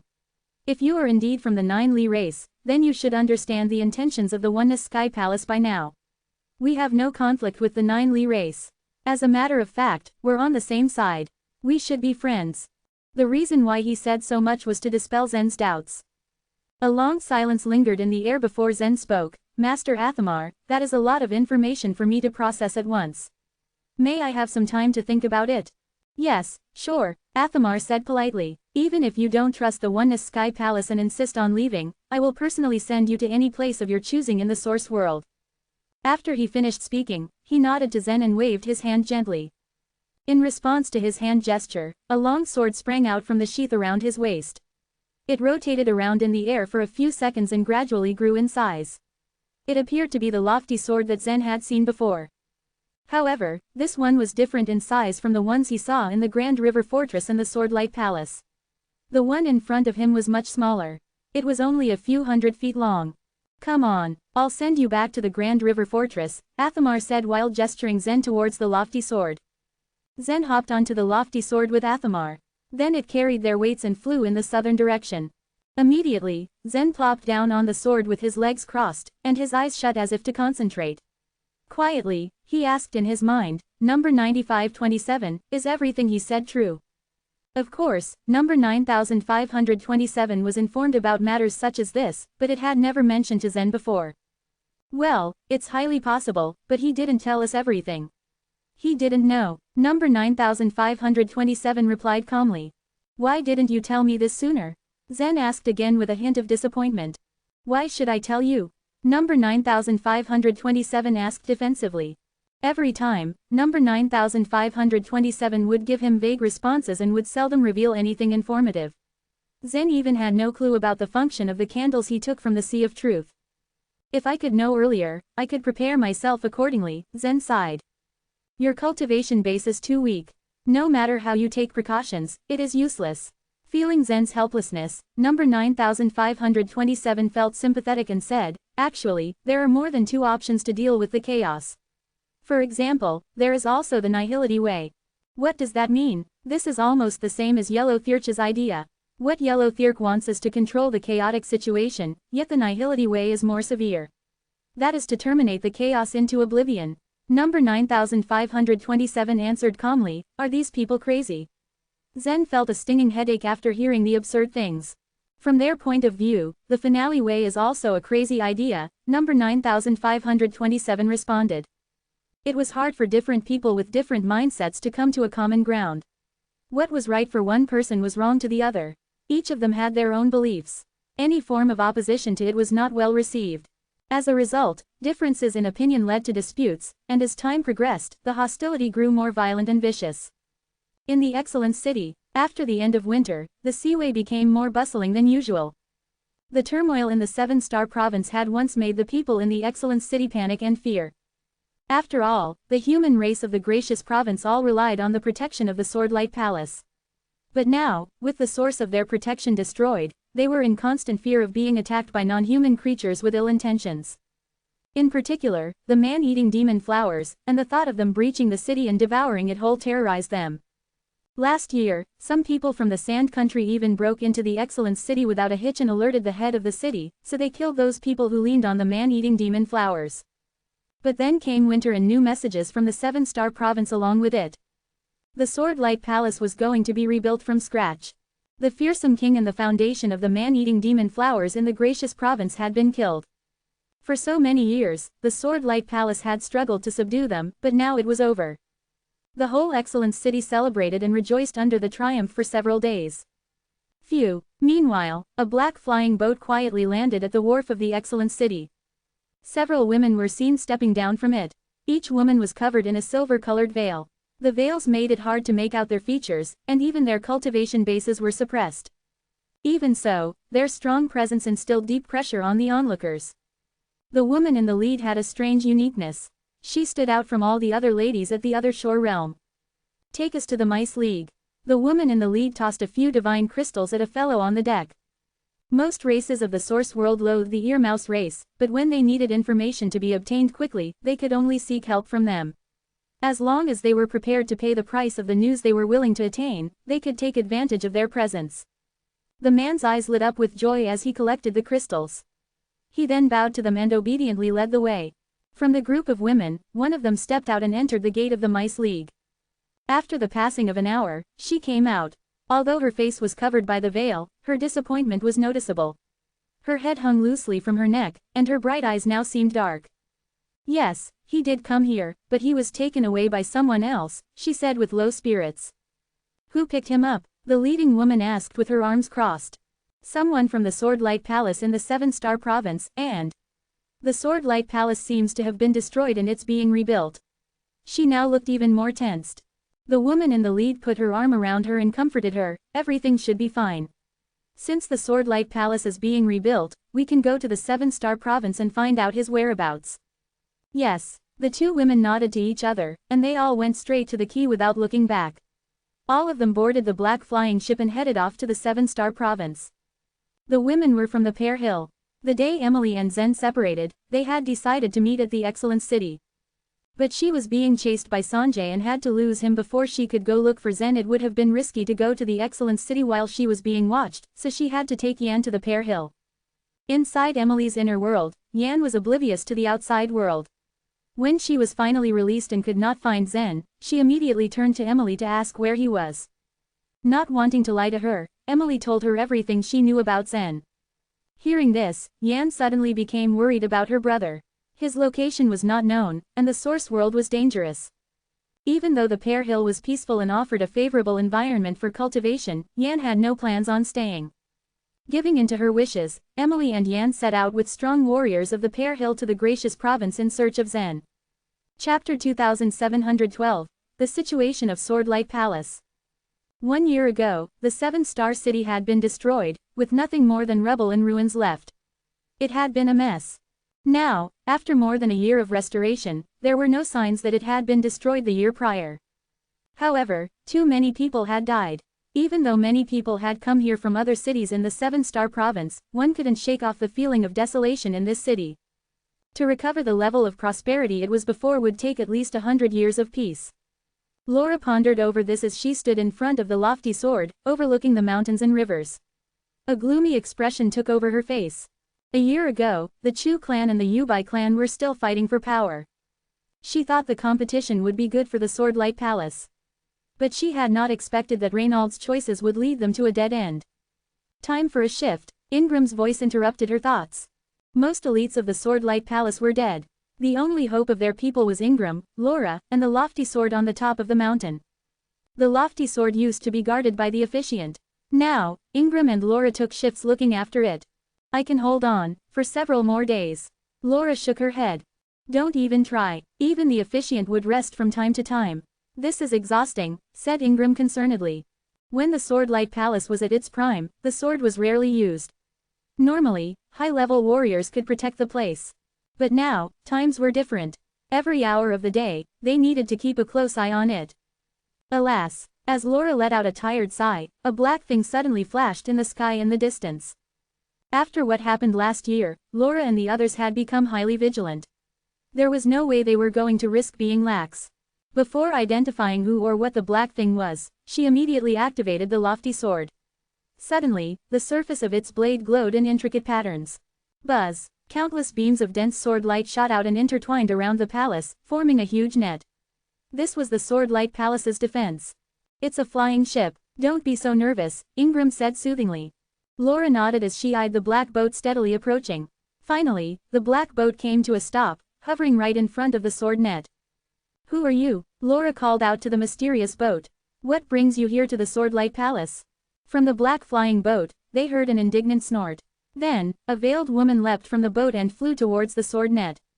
Laying her hand on the sword net, the woman began to emanate a flash of red light. The red light suddenly transformed into the shadow of Snake Goddess. The sword net suddenly buckled. Even the lofty sword trembled slightly. The woman said indifferently, "We've traveled thousands of miles from Pear Hill. You need not be polite to us, but why must you be so hostile? Don't force me to destroy the lofty sword." Shocked at what they were seeing, Laura and Ingram exchanged worried glances. They didn't expect the people on the flying boat to be so arrogant. She didn't even respect their lofty sword. In addition, she was from Pear Hill. The snake goddess race was on a par with the Oneness Sky Palace, maybe even stronger. Madam, said Ingram humbly, trying to assuage her, the Swordlight Palace was attacked by the non-human creatures not too long ago. We're just extremely nervous, please, forgive us. Sensing Ingram's sincerity, the veiled woman loosened her grip on the sword net. Turning back to the boat, she called out, Yan, just ask them.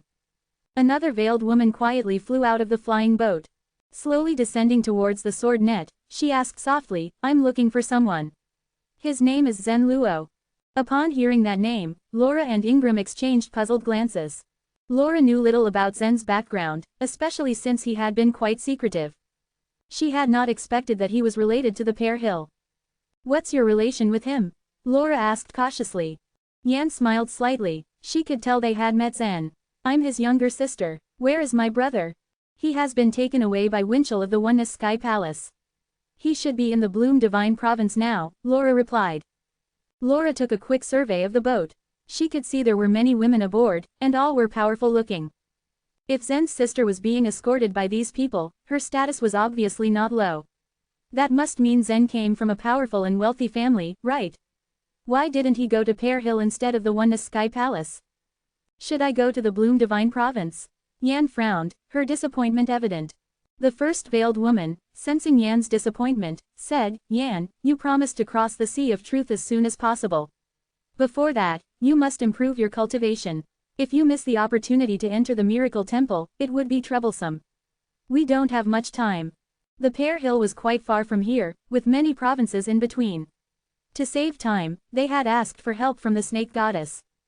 If they journeyed to the Bloom Divine Province, it would eat up the time they saved with the Snake Goddess's help, maybe even more. Yan had promised that she would quit her search for her brother once she was assured he was alive. Laura had just confirmed this for her. There was no more need to keep searching for him. Yan was still a little worried. She gracefully descended till she landed right in front of Laura. Will my brother be safe at the Oneness Sky Palace?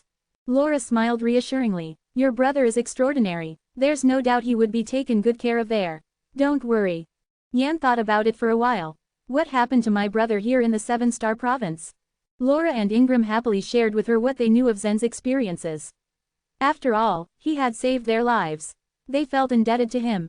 Actually, without Zen, the Swordlight Palace wouldn't have survived at all. After hearing all the details, Yan was relieved. She bade them goodbye and flew back to her boat with the veiled woman.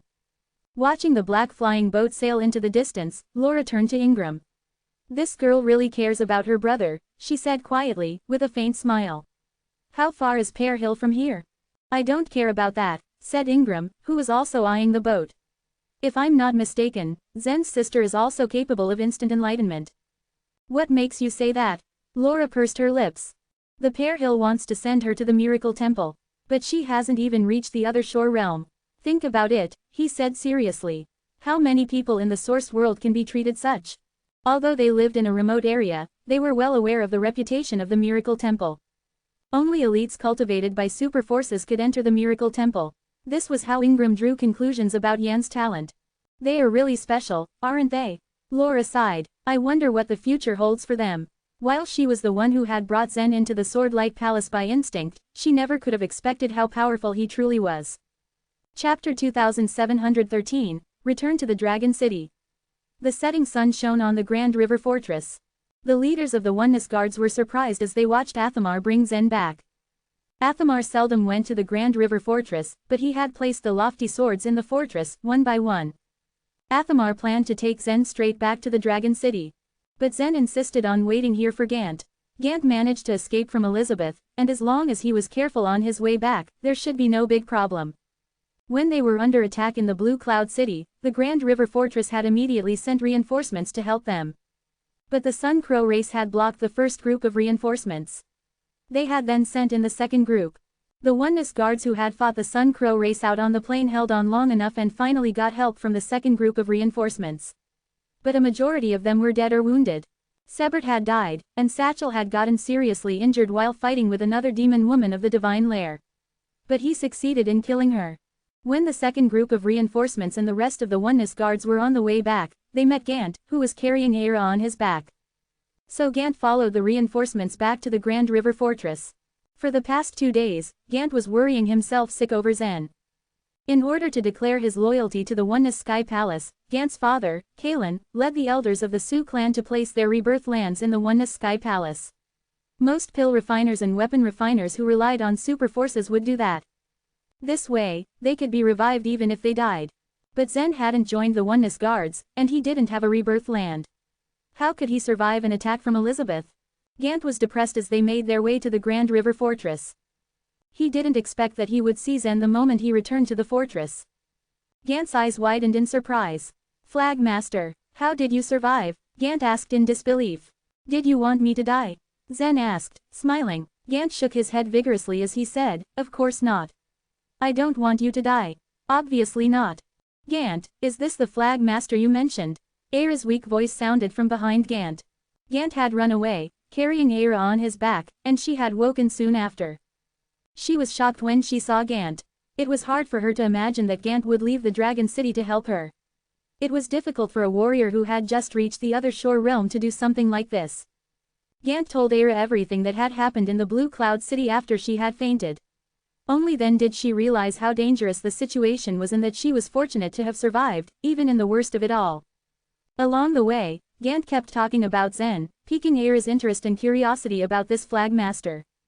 Yes, this is my Flag Master, Gant said, excited. He then went on to unabashedly praise Zen, causing Zen to blush at his remarks. Zen interrupted him, but when Gant stopped talking about it, he brought up another one. He still wanted to know how Zen had escaped. But Zen would not reveal anything about the latent Thurges. Now that Gant had arrived at the Grand River Fortress, it was time for them to go back. He then found Athamar in the fortress and explained to Gant, it was Master Athamar who saved my life. I would not be standing here today if it weren't for him. Master Athamar, Gant didn't have a high cultivation base, but he was highly knowledgeable. He knew that Athamar was a Oneness governor. Athamar treated Zen in a friendly way, but remained indifferent to others. The 5-star Oneness guards in the fortress respected him, but Athamar always ignored them. Now that the person you were waiting for has arrived, I will send you back, said Athamar. Thank you very much, Zen said, folding his hands in respect. Athamar then escorted Zen, Gant, and Aira back to the Dragon City. Once they returned, Gant bid goodbye to Zen and left, since he had to see Aira home. Before he left, he asked Zen for the snow sword. Since this sword was made by the Sioux clan, he wanted to take this opportunity to repair it for Zen. Athamar handed a golden sword card to Zen. I know you have a lot of things to deal with inside the Dragon City. They are just minor issues. You don't belong to the Dragon City. Please go to the Oneness Mountain and look for me as soon as possible. I want to impart you something. After saying these words, Athamar disappeared. The Dragon City hadn't changed much during the time that Zen was out. Compared to the mountain viewing province where battles took place all the time, the Dragon City was much quieter and more peaceful. Zen found Belden and was surprised to find that his subordinates had increased in number. There were almost 2,000 members now. The cultivation bases of the disciples from the Swordlight Palace had also increased steadily. They were happy at Zen's return. Fegan spoke, Flag Master, you have accumulated merit points and we have enough members now. I think you are qualified to be promoted to the Alliance Chief. Zen was touched at the love, admiration, and happiness radiating from their faces. These disciples had stayed with him through thick and thin. But he knew that he might have to leave the Dragon City soon. He wasn't prepared to be parted with them so soon. But even if he went to the Oneness Mountain, Zen would treat these disciples well. Milo could make the sword-reading liquid to sell at the foot of the mountain, and so could Zen. The profit alone could guarantee the cultivation resources of the disciples. Belden filled Zen in about the monthly revenue and expenditure of the past days. He was a responsible man and recorded the accounts clearly. It was the high season of recruitment in the Dragon City. The demand for sword-reading liquid was huge, and the income, abundant. More than 90% of the sword-reading liquid had been sold. The remaining bottles of sword-reading liquid had been kept until now because Belden hadn't wanted to sell them before. And right now, the current price of the sword-reading liquid could shoot up to 30,000 divine crystals. Zen carried a lot of divine crystals with him and thought of the Truth Library. He had always been interested in the Manual of the Truth of Eternal Sword Intent, but it was expensive, it cost about 10 million divine crystals. The price was too high for Zen. Now that Zen had a stable income selling the sword-reading liquid, he could easily afford 10 million divine crystals. Zen, upon entering Dragon City, went straight to the Sword Tower. Athamar hadn't been interested in the Shade Stone. Zen was forced to think about it because it had been sucked into his physical body. However, he quelled his curiosity since it was inconvenient to check on it on the way. In the practicing room of the Sword Tower, Zen took off his clothes and released his spiritual sense to inspect the Shade Stone. The Shade Stone turned into a small black dot on his back. It began to spread and in only a few days, had covered half of his back. Chapter 2714, Tacit Understanding. Staring at the black area on his back, Zen frowned. If it was only attached to his back, he would be fine with it. But that wasn't the case. Judging from the situation, the black area was spreading. Sooner or later, his whole body would be covered. Zen's frown deepened. If his whole body was covered in black, he would look weird and ugly. Zen gingerly poked the black area. It felt rough and hard to the touch, like stone. After some thought, he directed his power at the black skin. The muscles on his back bulged. He squeezed his eyes shut as he tried to will the Shade Stone out of his body. However, no matter how hard he tried, each time he opened his eyes to check, the black area hadn't budged at all. It seemed that it had completely integrated into his body, becoming a part of him.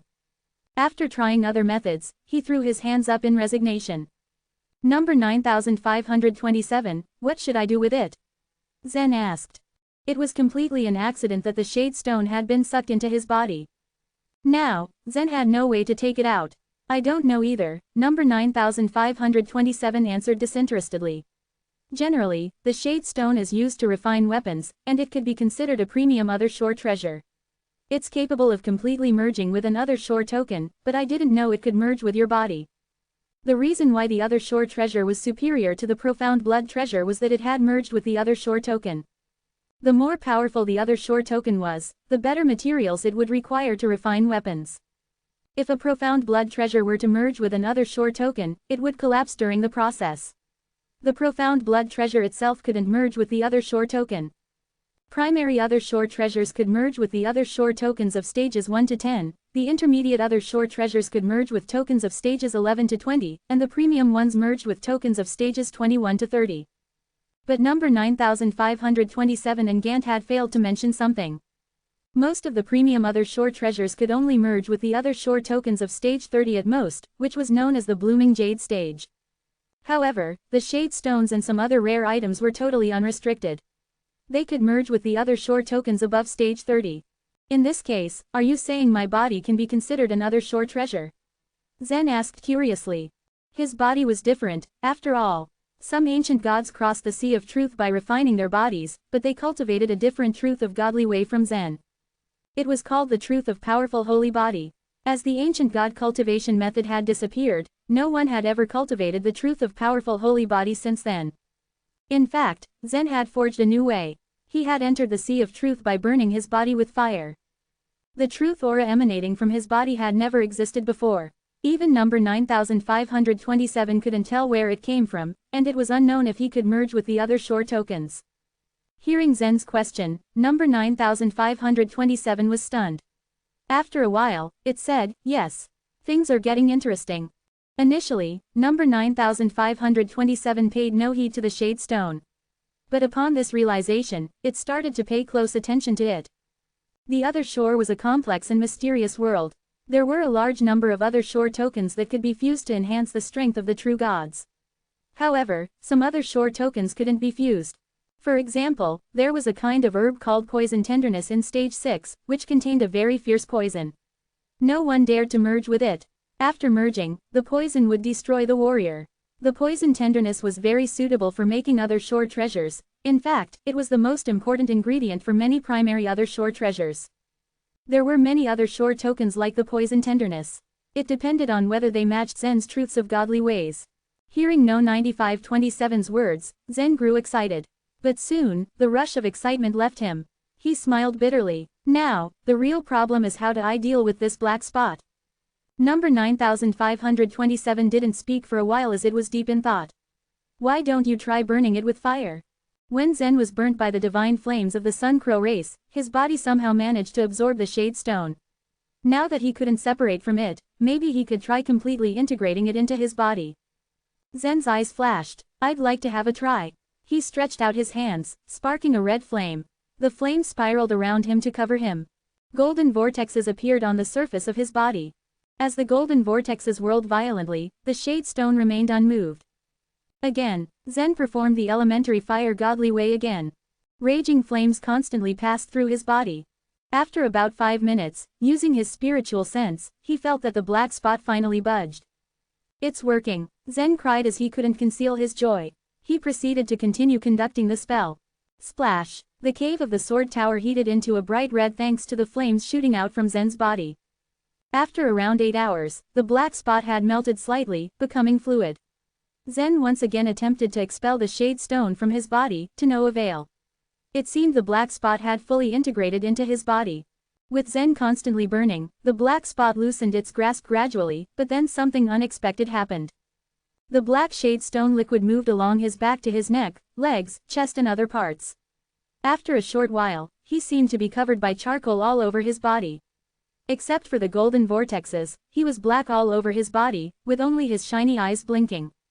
"Now I'm in trouble," Zen said helplessly, but since that was the case, he had no choice but to keep burning. As he was burning, Zen felt a strange sensation. He felt that the shade stone was completely integrating with him. It was as though he had an additional layer of skin that he could manipulate. There seemed to be an unspoken agreement between him and the black mark. This sense of tacit understanding was very strange, as though he had grown another arm or a leg, not knowing where it came from. It felt the same as when he had 3 heads and 6 arms in the past. Although he was not used to this extra body part, it was there, and he could control it. "Withdraw," Zen ordered silently. The black thing immediately slipped somewhere deep within his body. His skin was fair again. Number 9527 was surprised at what it had just witnessed. After a while, it murmured, "It seems that you have a strange ability." Zen himself didn't seem surprised at all. Along his journey, he had absorbed a lot of strange things. The shade stone just came by coincidence. As he shook his body, it instantly emerged again, covering his whole body in blackness. Then he got up and walked out of the jade cushion. As though sensing his movement, a long sword that was hovering on the roof of the cave suddenly shot towards him. However, Zen didn't even flinch. He just stretched out his arms, as though to greet the blade that was flying towards him. Chapter 2715, Dreaded Eye Demon Race.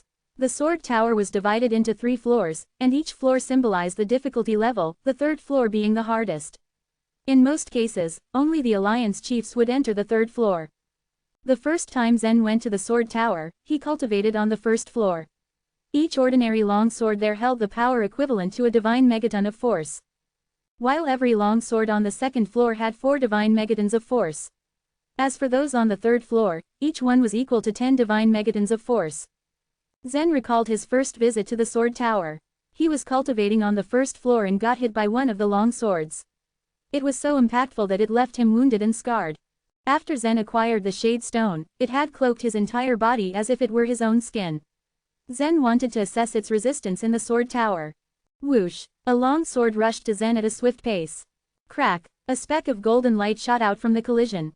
The robust sword, containing 10 divine megatons of force, was deflected by the resistant black skin of Zen. Good job! A satisfied smile appeared on Zen's black face.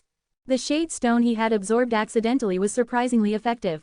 Feeling invincible, he began taking long strides as he advanced further down the path in front of him. The swords dancing above his head came loose and rained down on him one after the other at every step he took. Bang, bang, bang, whizzing, tiny spots of light sparkled at every collision of the swords with Zen's skin, but to no avail. Each long sword that aimed at him was deflected effortlessly by Zen's body. None of them caused him the slightest harm. He continued moving forward unscathed. Sellers was guarding the sword tower. If he had witnessed this scene unravel, he would have been shocked to his very core. Soon as Zen approached the entrance of the practice room, huge swords above his head dangled loosely and aimed at him. These huge swords were more robust than the ones he had faced so far. Zen did not dare confront them when he was exploring the 3rd floor of the sword tower last time. Doubts flooded his mind as he questioned whether he should go forth or not. But then, he fixed his posture, looking determined, and continued moving forward. Despite all the attacks, he wanted to test how durable the shade stone was, without caring about getting wounded in the process. Bang, bang, bang. Soon, a dozen powerful swords came swooping down on Zen, each of them containing 10 divine megatons of force, and they hit his shoulders rapidly one after the other. Even after the continuous attacks, the black skin covering Zen showed no signs of damage. He was completely unharmed from the outside. But, when the powerful swords struck Zen, the force they contained was absorbed into his body and caused his internal organs to tremble from the impact. As durable as the Shade Stone was, it could only protect him from the outside. After Zen's strenuous efforts on resisting the powerful swords raining down on him, he began to stagger and felt his body turn frail. Instead of hastening his steps towards the door, he withdrew back to the cushion. This time, the time limit for practicing in the Sword Tower was a month. He had no intention of leaving right now. After suppressing the Shade Stone, Zen sat up on the cushion and let out a deep breath. Soon he would have to go up the Oneness Mountain. When he fantasized about going there, the vague image of Milo emerged in his head. To avoid breaking the rules of the palace, Milo did not kill Zen when he had the chance. Once he went to the mountain, he would surely avenge himself, for Milo had broken his sword in their last encounter. However, he still needed to deal with some things in the Dragon City. With his mind overflowing with thoughts, he cast them aside in a single breath and began to recite the truth of goodwill and malice. There was only one demonic eye in his body. Previously, he had merged himself with the demonic eye by relying on the truth of cultivation nature in the sacred Mallow Temple.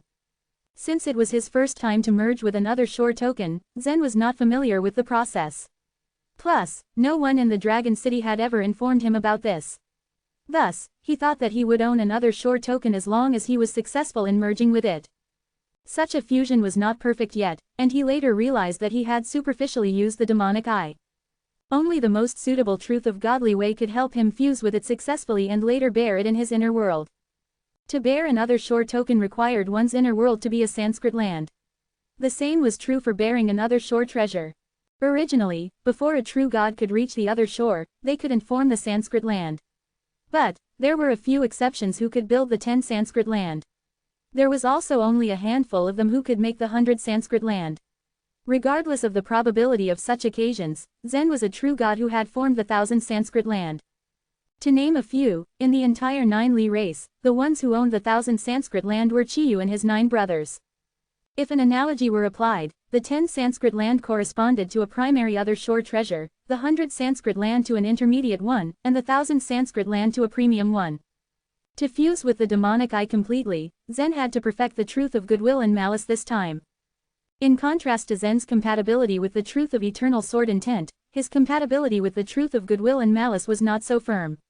Nevertheless, it wasn't weak. 3 days had passed in the Dragon City since Zen had left the cultivation room, and he returned. As the days progressed, it was now 3 months since Zen had been in the cultivation room. After he uttered the last word of the truth of goodwill and malice, the truth aura reacted to his words and began to surge. The truth of cultivation nature was the kind that could match most of the other shore tokens. However, in many cases, it could only have another shore token not reject it. Therefore, Zen was able to fuse with the demonic eye and use its other shore power, but he couldn't go any further than this. Similarly, he couldn't hold the demonic eye completely. As Zen exerted the truth of goodwill and malice, the demonic eye reacted to it in his body and suddenly flashed a red light. When the demonic eye blinked within Zen, a massive amount of messages and memories flowed through Zen's mind. New words, new ways of thinking, food, reproduction, power. From the messages that flowed into his memories like a river, he saw the entire dreaded eye demon race. In that dark world, the dreaded eye demons appeared in various shapes and forms. As he read the information, he subconsciously raised his brows, feeling amazed. Generally, there wouldn't be much difference in appearance between members in the same race. However, the dreaded eye demon was all unique from each other from their size to features. Some of them looked like snakes, some were as big as cattle, and some were like birds, flying in the air. The only common feature was that each of them had one eye. It's not right. As he continued looking through, he began to connect the pieces of the puzzle to make out what was going on. He concluded that they did not exist in various shapes and forms, but they were more of a parasite race. Furthermore, the different forms and bodies were not their own. In fact, it was the eye. The eye was their main and true body. In that dark world, the dreaded eye demon race was a formidable race. Moreover, this race also seemed to believe in the finale way. The biggest eye is embedded in a huge mountain. It is their leader, whose name is Uday. Upon realizing this, Zen recalled how much number 9527 used to look down upon this race. Yet, there was only one that gained its recognition. It was probably this, Uday, which was a real extraordinary creature. But how did Uday enter the other shore? Why did they build a temple for the dreaded eye demons on the other shore? Zen hadn't gotten the answers he needed from the information. After having a rough understanding of it, Zen controlled the demonic eye to move toward his elixir field. Chapter 2716, The Authentic Visual World. Zen's inner world trembled as the demonic eye fell. Almost all the creatures in the inner world raised their heads to look at the sky at the tremors. The power of the godly way was far greater than that of life vitality, and the other shore power was far superior to that of the godly way. There were qualitative changes among the three kinds of powers. When he appeared before the red stone in the Dragon City for the first time, Zen had gathered most of his strength, but the test told him that his force only reached 1 divine megaton. However, the other shore power that the demonic eye contained reached dozens of divine megatons. The demonic eye's aura could shake the entire inner world. Splash! The great pressure forced the water of the chaotic sea to rush in all directions. The seawater surged to the edges of the inner world, but the invisible walls formed by the thousand Sanskrit land blocked it, causing it to rebound towards the continents in the form of a tsunami that was 10,000 feet high. There were thousands of villages and cities on the continents. The people of these villages and cities were frightened as they spotted the tsunami in the distance. Powerful warriors and true gods began to escape, while ordinary mortals didn't even have the chance to do so. Ordinary people were weak as ants in the face of natural disasters like this. The tsunami was about to make its way to every continent when Zen's avatar raised an arm. He would not allow such a disaster to wreck his inner world. Air walls appeared from the coastlines of all the continents. Boom! Even though the tsunami was extremely powerful, it could not break through the air walls. This must be a miracle. It is a miracle. Thank you for protecting us. The Creator is helping us. The mortals knelt on the ground, heads bowed and hands clasped in worship. Thanks to the faith energy they were sending out to him, Zen felt his internal momentum increase. In order to increase the faith energy of the creatures from their inner worlds, some true gods would cause disasters on purpose and then save the creatures in their inner worlds. Only in this way could the creatures feel grateful and believe in their creators. Some powerful warriors and true gods were staring solemnly at the sky. Their spiritual senses were extremely powerful. They sensed that an extremely powerful thing had come to this world, and the power contained within it was countless times stronger than that of the 9 divine stars. It was hard for them to imagine that there was such a powerful thing in this world. In a small pavilion on a mountain of the flower dancing sect, a pretty woman was pouring a cup of tea for Jeffrey. She was the holy maiden of the flower dancing sect. Her name was well known in this continent and countless young men admired her. She handed the cup to Jeffrey, but he suddenly raised his head to look at the sky. The holy maiden also sensed the strong aura and panicked. If this force was brought down upon them, it would be powerful enough to destroy the whole continent. The holy maiden looked up at the sky and said, "I wonder what it is. It's so powerful. Let me take a look." Jeffrey knew that there was no one in the world, except his father, who could put such a powerful thing in his inner world. "But it's too dangerous. Please don't go," the holy maiden cried out, trembling. Even though Jeffrey had defeated the 3 most powerful warriors of the Heavenly Annihilation sect and ranked first in the continent, there was still a huge gap between his power and that of the thing descending upon this world. "Don't worry, I will be fine," said Jeffrey, his eyes softening as he took her delicate hand. He then used the grand teleportation and disappeared. He walked out of the space channel only to be confronted with the sight of a huge eyeball. A strange feeling rose in his heart. He thought of death and everything that would make him panic. And before he could react, Jeffrey's spirit had almost collapsed. Luckily, Zen found his son in time. With a wave of his hand, he created a space to shroud Jeffrey's body so that it was utterly isolated from the outside world. He simultaneously cut off the power of the demonic eye. Jeffrey gasped for breath, still tensed. "Jeffrey, how could you be so reckless?" Zen berated the young man. Quite a while passed before Jeffrey finally calmed down and was able to speak. "I thought it wouldn't be dangerous." Since everyone else was too frightened to approach the demonic eye, Zen wasn't worried about hurting anyone. But he hadn't expected his son to appear here. How could Jeffrey stand the power of the demonic eye, given his current cultivation base? "Leave this place. I am going to carry the demonic eye now," Zen said, waving his hand. He threw the space that enveloped Jeffrey's body onto the continent. It was not until he had chased Jeffrey away that Zen began to focus on carrying the demonic eye. Phew! When the demonic eye descended to a certain height, the Sanskrit words on the edge of the inner world started to move. One Sanskrit word began to glow and then started to absorb the water of the chaotic sea. The water turned into a golden chain and extended towards the demonic eye. With a resounding clink, the huge chain wrapped around the demonic eye. The second Sanskrit word formed another chain and wrapped around the eye.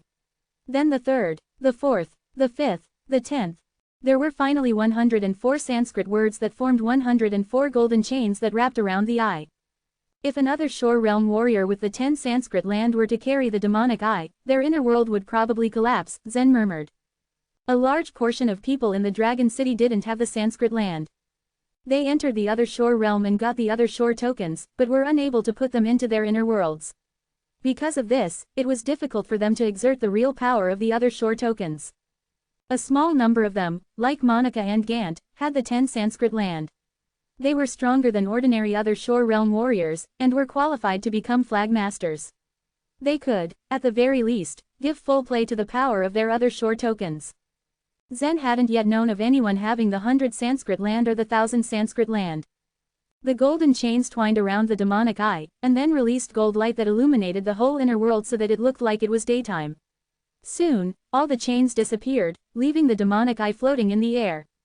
The demonic eye, like a tamed beast, had been integrated with Zen's inner world like the 9 divine stars. Even if it was extremely powerful, it wouldn't exert pressure on the inner world and was now under Zen's complete control. Zen tried to study the demonic eye again. He looked surprised after a while of studying it. He then left his inner world and opened his eyes. This demonic eye was known as the Eye of Will. In the long history of the dreaded eye demon race, there were a total of 19 Eyes of Will. 2 of them had been kept in the sacred Mallow Temple. The Thurgy to arouse people's fear was an innate Thurgy of the dreaded eye demon race, and any one of the dreaded eye demons could use it. But the Eye of Will had another ability, which was the authentic visual world. Zen's eyebrows shot up, a ray of white light shooting out of his right eye. An illusion of a huge cave sat in the practice room of the sword tower. The long swords, huge swords, and even the jade cushion beneath him didn't actually exist. But Zen couldn't see through them with his current strength. However, the illusion had disappeared in the vision of Zen's right eye. He was sitting in a bare room. This ability is amazing. He remembered that there was a manual called Sword Texture Technique in the Truth Library. He could combine the authentic visual world and the sword texture technique. Chapter 2717, The Yellow Paper. When Zen visited the Truth Library for the first time, he was very interested in the sword texture technique. However, back then, he hadn't even reached the other shore realm. Therefore, his cultivation level was too low for the technique, so he didn't cultivate it. If the sword texture technique was as formidable as they described it to be, then it would make an unfathomable combination with the Eye of Will. After practicing in seclusion for a few days, Zen was satisfied with what he had obtained from cultivation. Just as Zen was preparing to leave the sword tower, the guardian of the tower cellars approached him with reluctant steps. Upon seeing him approach so timidly, Zen looked bewildered and asked, "Master Sellers, what's the matter?" "Well, I just came here to remind you of something. No matter what you do, just don't offend Milo," Sellers said with a concerned look. When Zen fought against Milo at Dragon City, Sellers had witnessed the fight from afar, and he had been looking for an opportunity to warn him. After that battle, Zen had left for the mountain viewing province for a task and didn't show up at Sword Tower. Meanwhile, Sellers remained at Sword Tower. He was one of the old-timers from the Oneness Sky Palace. In his eyes, Zen was a prodigy disciple with many talents. However, he also knew Milo was no ordinary disciple, at least not someone who should be underestimated. Milo was one of the extraordinarily talented disciples from the younger generation. According to Sellers, Zen could not compare to him in strength. Of course, if Sellers knew why Milo had sparred with Zen, he would never have warned him like that. "Thank you for your concern. I will be careful," Zen nodded and bowed to him respectfully. Zen was never the type to intentionally provoke others, but if someone tried instigating a fight with him, he was not someone to hold back either.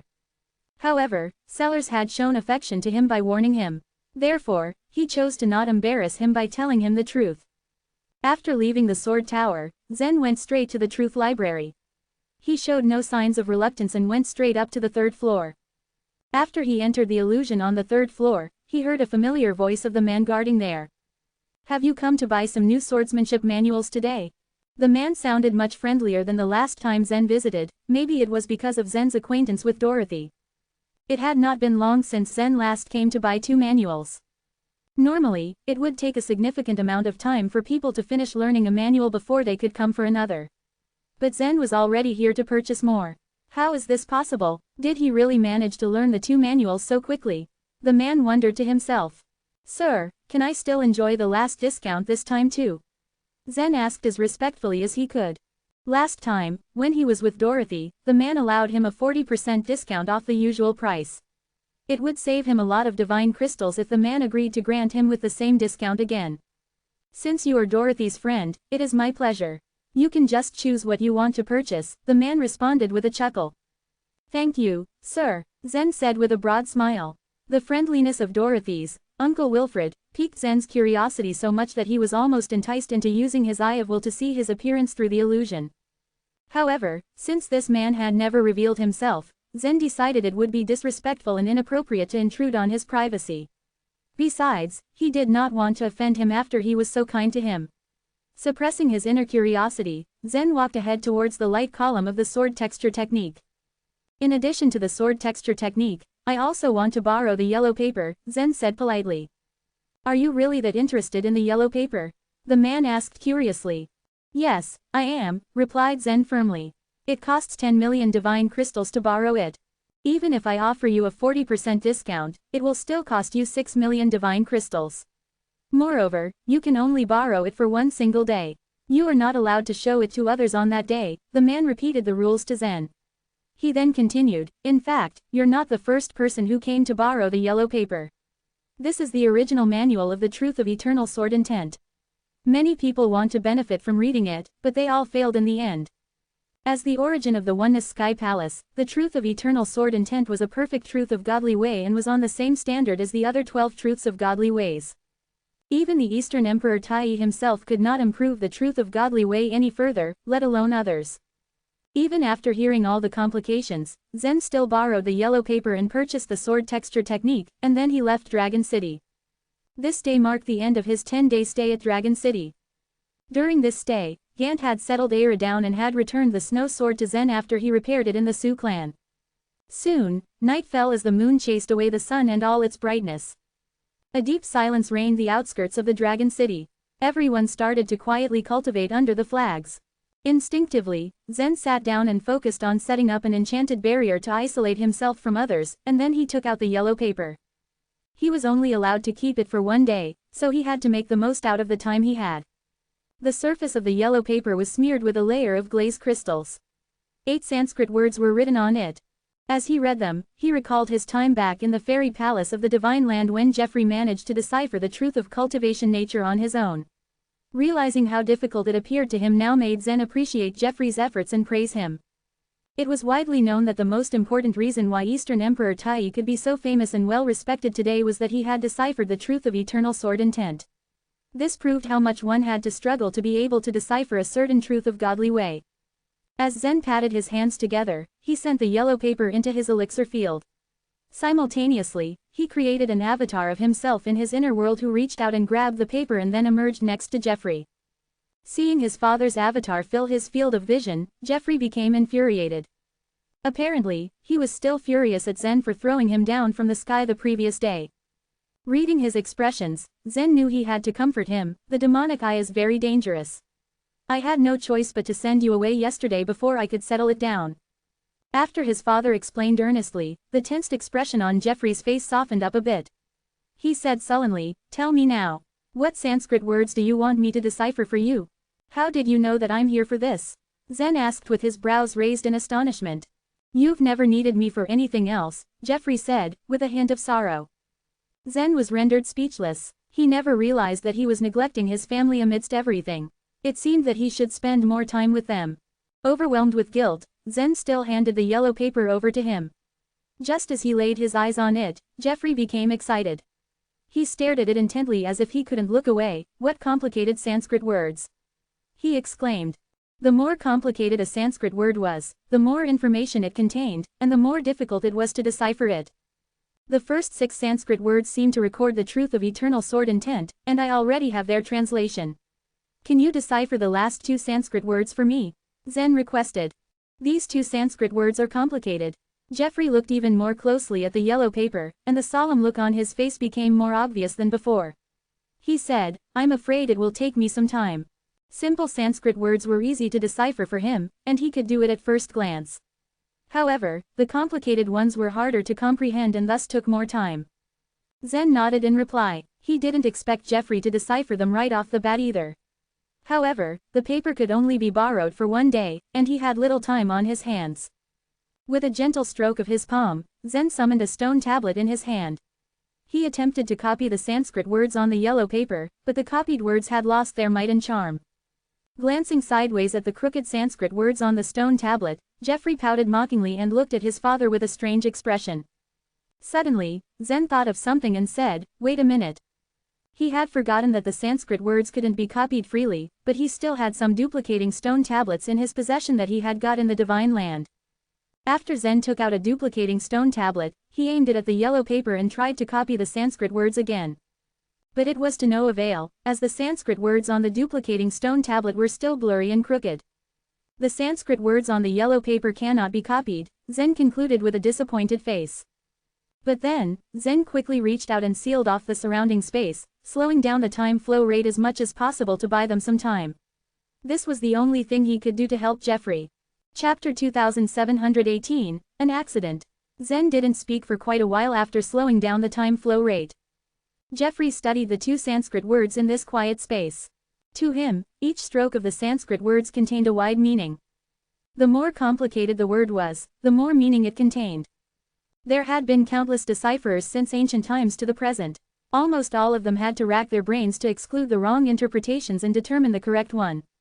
Besides, it was usually difficult to decipher a word when dozens of wrong interpretations were to be excluded. On the other hand, Jeffrey seemed to be born with a talent of easily excluding the Sanskrit words' wrong interpretations. He could read simple Sanskrit words almost without thinking. But these two Sanskrit words were far more complicated than the others. Each pattern had more than 1,000 interpretations. Rooting out the correct one from more than 1,000 wrong interpretations was an impossible task for most decipherers. Even Eastern Emperor Tai hadn't been able to decipher the Sanskrit words on the yellow paper. Jeffrey was a naughty man, but once he was immersed in something, he became serious in the blink of an eye. 2 hours passed, 4 hours passed, 1 day passed, 2 days passed. For 6 consecutive days, Jeffrey remained unmoving. He stared at the Sanskrit words, his eyes bloodshot. His mind was working frantically, at a high speed, and this caused Jeffrey to consume a lot of soul power. In anticipation of this process, Zen had given him several pills that could increase his soul power. But for the past 6 days, he hadn't deciphered a single word. Instead, he was trying to find out the rule behind the Sanskrit words. On the 7th day, Jeffrey's tired, gloomy eyes suddenly lit up. Every pattern in a Sanskrit word had more than 1,000 interpretations. Hundreds of patterns formed a Sanskrit word. As a result, there were tens of millions or even hundreds of millions of interpretations. Jeffrey had finally captured the rule within these countless interpretations. And then, combined with the other patterns, Jeffrey inferred the correct interpretation hidden in the Sanskrit words, little by little. It should be like this. Jeffrey said excitedly. This word is right after the first 6 Sanskrit words. He then recited the interpretation of the Sanskrit word. After Jeffrey recited the first 4 words, however, sharp light suddenly appeared in his eyes. An invisible sword radiance suddenly shot out of his head and broke the enchanted barrier that Zen had set up. The time flow rate within the enchanted barrier was different from the one outside of it. Spots of light appeared as the different time flow rates bumped and rubbed against each other. This caused Jeffrey's eyes to roll back into his head and he fell to the ground in a faint. Jeffrey, Zen shouted, shocked. As the creator of his inner world, Zen could control everything within it.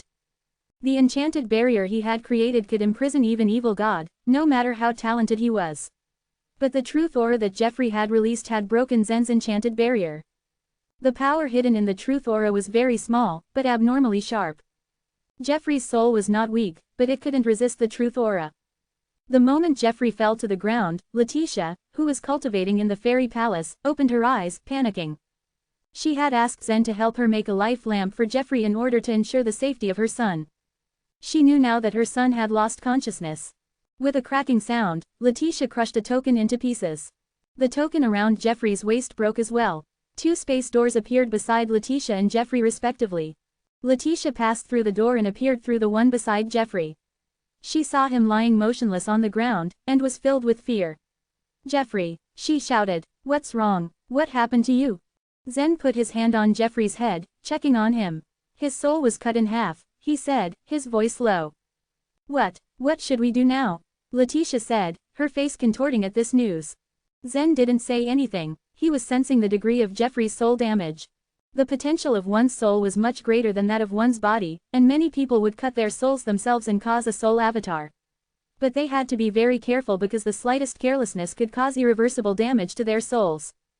The truth aura that had cut Jeffrey's soul was very weak, so it hadn't hurt his soul severely. His soul might be a little damaged, but it wasn't something to worry about. Under Zen's perception, the two parts of Jeffrey's soul began to merge together. "It shouldn't be a problem," Zen comforted his wife. "Let's go back to the fairy palace first." The three of them disappeared from the spot and appeared in the fairy palace. The scene with Jeffrey just now had really frightened Zen. Cultivating the truth of godly way did exert a great pressure on one's soul. Under such high pressure, the most that should have happened was Jeffrey unable to recite the words and passing out. But his soul shouldn't have been cut in half. Although Zen comforted Letitia that Jeffrey was fine, she still scolded him for a long time. She had always been of the opinion that he shouldn't have involved Jeffrey in such a dangerous task. Zen only smiled bitterly at her. He understood his wife's nervousness. It was not until an hour later that Jeffrey finally woke up. Letitia heaved a sigh of relief. Jeffrey didn't feel any pain when he woke up. His first concern was the yellow paper. "Father, this is more dangerous than the truth of cultivation nature. I'm afraid I can't recite the translation, but I can write it down." Jeffrey had used this method in the divine land to write down the truth of cultivation nature. The truth of godly way was set to a special rhythm. If it was recited in this rhythm, it could draw the power of the sea of truth. But if one did not follow this rhythm, reciting the words would be pretty easy. "Come on, you almost lost your life," Letitia admonished him. "So, it took me a lot of effort to decipher them." Jeffrey had indeed put in a lot of thought and effort to decipher the Sanskrit words. It was obvious that he didn't want to waste his efforts. He then dipped his brush into ink and began to write the words, one by one, looking back and forth at the Sanskrit words on the yellow paper. To be safe, he covered every word he wrote with a black cloth after he was done, in case he began to recite them subconsciously and release the sharp truth aura again. 2 hours later, Jeffrey finished writing. The process was smooth. He carefully rolled up the paper and handed it to Zen. "Father, I don't know what it is, but if you want to cultivate it, you have to be more cautious." Zen was moved by his son's words. He had grown up into a caring son after cultivating in his inner world for a while. "Jeffrey, you are so considerate. Don't you want a reward this time?" Zen suddenly asked, smiling. "A reward?" Jeffrey blinked. He thought about it for a while before saying, "If Rosa and I become consummate true gods, can we leave your inner world?" Rosa was the holy maiden of the flower dancing sect. Jeffrey was the strongest warrior in Zen's inner world. He had to leave Zen's inner world if he wanted to improve his cultivation. Letitia's face darkened at his words. "No way." Chapter 2719, Passing the Position of Alliance Chief. As long as Jeffrey cultivated in Zen's inner world, he would be safe, since everything was under Zen's control. But, once he stepped out, there was no telling what dangers he might encounter. Naturally, Letitia began to worry. When she started to protest against this decision, Jeffrey retorted, "I didn't ask you, Mom. I'm asking my father." Since he was still a child, Letitia pampered him a lot, but she was also strict with him when it came to serious matters such as this one. He might be naughty in front of his father, but he always respected Letitia enough to be obedient to her. But, as he grew up, he developed a mind of his own. In the past, when Jeffrey returned to the fairy palace, he raised the same issue but was rejected. And now, he mentioned it again in front of Zen in hopes of a positive response. Letitia then directed her cold stare at Zen and waited to see what her husband had to say. Although Zen could sense the pressure from Letitia, he still smiled and nodded. "I agree." Zen, you, hearing his decision, and watching the father and son rejoice made Letitia shake with anger. She clenched her fists tightly and glared at Zen. "Jeffrey has grown up. He is now a warrior at the true God realm. It is inappropriate for him to be trapped in my inner world his entire life," Zen said, trying to reason with her. Of course, Letitia understood what Zen was trying to say, but as a mother, worrying about her son came as second nature to her. Just as she was about to refute, Zen added, moreover, Jeffrey has his pursuits in life. If you always protect him under your wings, it would hinder his growth. Letitia was a mother, and Zen understood her predicament. She would always want her son to be safe.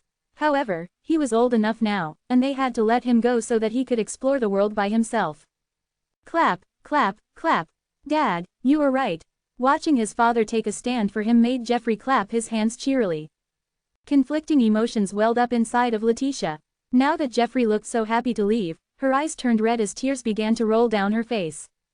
Jeffrey couldn't help but feel a little flustered at the sight of his mother's tears. Jeffrey, you'd better go out first. Let me talk to your mother. You have my word for it. If you can reach the consummate true God realm, I will let you out, Zen promised. Hearing this, Jeffrey nodded and immediately left the room. Zen approached Letitia with careful steps, and then he wrapped his arm around her waist and pulled her towards him to console her. Gently he rubbed her shoulders and told her the situation in the Oneness Sky Palace. With Jeffrey's current cultivation level, it would not be hard for him to grab a position in the Oneness Sky Palace. It wouldn't be as dangerous as she had imagined if he remained in the domain of the human race. As she collected herself, she realized Zen was not wrong. If she kept him protected in Zen's inner world, she would be refusing him a chance of further development. It took Zen a while to calm Letitia down. She finally smiled through her tears and wiped them off. After handling Jeffrey's matter, Zen stayed with Letitia in the fairy palace for a few hours before he dispersed his avatar and returned to the source world. The time flow rate in both the fairy palace and the source world was the same. It was already dawn outside when Zen opened his eyes. Carefully, he rolled up the yellow paper and put it away with the paper Jeffrey had worked out from the Sanskrit words. Then he removed the flag and headed back to Dragon City. According to the rule, he was supposed to return the yellow paper today. When Wilfred, who guarded the Truth Library, saw him come to turn in the yellow paper, he naturally inquired, "So what did you learn from the yellow paper?" In response, Zen shrugged, "I learned nothing." Wilfred responded in a sympathetic tone, "I expected that. It's a pity you wasted several million divine crystals for it." After giving the yellow paper back, Zen returned to the entrance of the Dragon City. He already had enough people following him. Back then, he received the task of guarding the Blue Cloud City. Although he failed, it was not his fault. So anyone who managed to survive was considered to have completed the task. Therefore, he had enough merit points. However, Zen had made his decision to go up the mountain, so being promoted to an alliance chief meant nothing to him. The only issue was, his decision affected his followers. If he were to give up his position, they would have to turn to other flag masters. On the side of the entrance of the Dragon City, Zen saw the old man again. The old man seemed to have anticipated Zen would come to return his flag. After you become an alliance chief, all your followers can enter and exit the Dragon City freely. That would be good for you. But if you go up the mountain, you have to return the flag of alliance chief. After hearing his words, Zen was taken by surprise and asked, "How do you know I'm going up the mountain?" The old man smiled lightly and did not answer his question. Instead, he suggested, "You'd better choose a competent warrior to take over your position. Since you have a reputation in the Dragon City, no one dares to challenge your followers. You should select one to take over your place just like Milo did." Zen happened to have the same idea. But to select a capable warrior was harder than it seemed. Now under a dilemma, Zen began to think hard. He had considered Gant at first, but he was not capable enough. Monica is a Grand Flag Master. If she makes more efforts, she can become an alliance chief with her own strength. It is also reasonable to let her become an alliance chief in advance, the old man suggested, observing Zen's predicament. Flag Master Monica, she can be the one. Monica had proved a huge help for Zen when he was still new to Dragon City. At times, she even assisted him in protecting his men. She was indeed the best choice out of the rest. If you agree, I'll directly register the flag of Alliance Chief under Monica's name right now, the old man continued. Zen grinned warmly and responded, "That is so thoughtful of you. You must really want me to go up the mountain as quickly as possible, right? You never belonged here in the Dragon City, and since you joined our Oneness Sky Palace, you deserve better treatment," the old man said flatly. "In that case, I'll take my leave. Thank you for everything," Zen said as he bowed respectfully towards him. On the outskirts of the Dragon City, wilderness bloomed at its finest. Zen requested Belden to gather all his followers, and at the same time, he also asked Monica to come to see him. "What's going on, Zen? Why did you ask to gather everyone?" Monica asked, giving in to her curiosity. Everyone stood just as confused. When she was in front of him, Zen proceeded to lightly tap his space ring, and a flag flew towards her. "From now on, this belongs to you," he said. Monica grabbed the flag and eyed it up with a confused expression on her face. "The flag of Alliance Chief." Zen nodded in acknowledgement. "I have transferred the merit points to you. From now on, you are a new Alliance Chief of the Dragon City. And I entrust you with my followers." Hearing this, the warriors who just joined him not long ago felt fine and accepted Monica as their new leader. However, for the disciples of the Swordlight Palace like Belden and Elgin, it was hard to digest. Especially Kenelm, he wasted no time and asked, "Flag Master Zen, are you leaving the Dragon City?" Zen nodded and said, "Yes." Wow, the disciples of the Swordlight Palace all began to debate among themselves. After all Zen had done for them in the past, it was hard for them to accept someone else in his stead. It was all because of Zen that they had entered the Dragon City and could cultivate in peace. How could they process the fact that Zen was leaving? Compared to the rest, Gant looked the calmest. When he saw Athamar come, he had already anticipated Zen would leave Dragon City to go up the mountain someday. In fact, it bothered him how Zen had stayed in the Dragon City for this long. "Since you are leaving Dragon City, are you going up the mountain?" Belden asked. The disciples were all well informed about the structure of the Oneness Sky Palace. They had stayed in the Dragon City for over a year and it was not difficult to get information about the Oneness Sky Palace.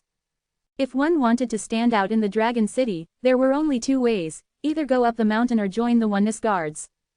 To become a Oneness Guard, one had to become an Alliance Chief first, and then take the test that was held annually.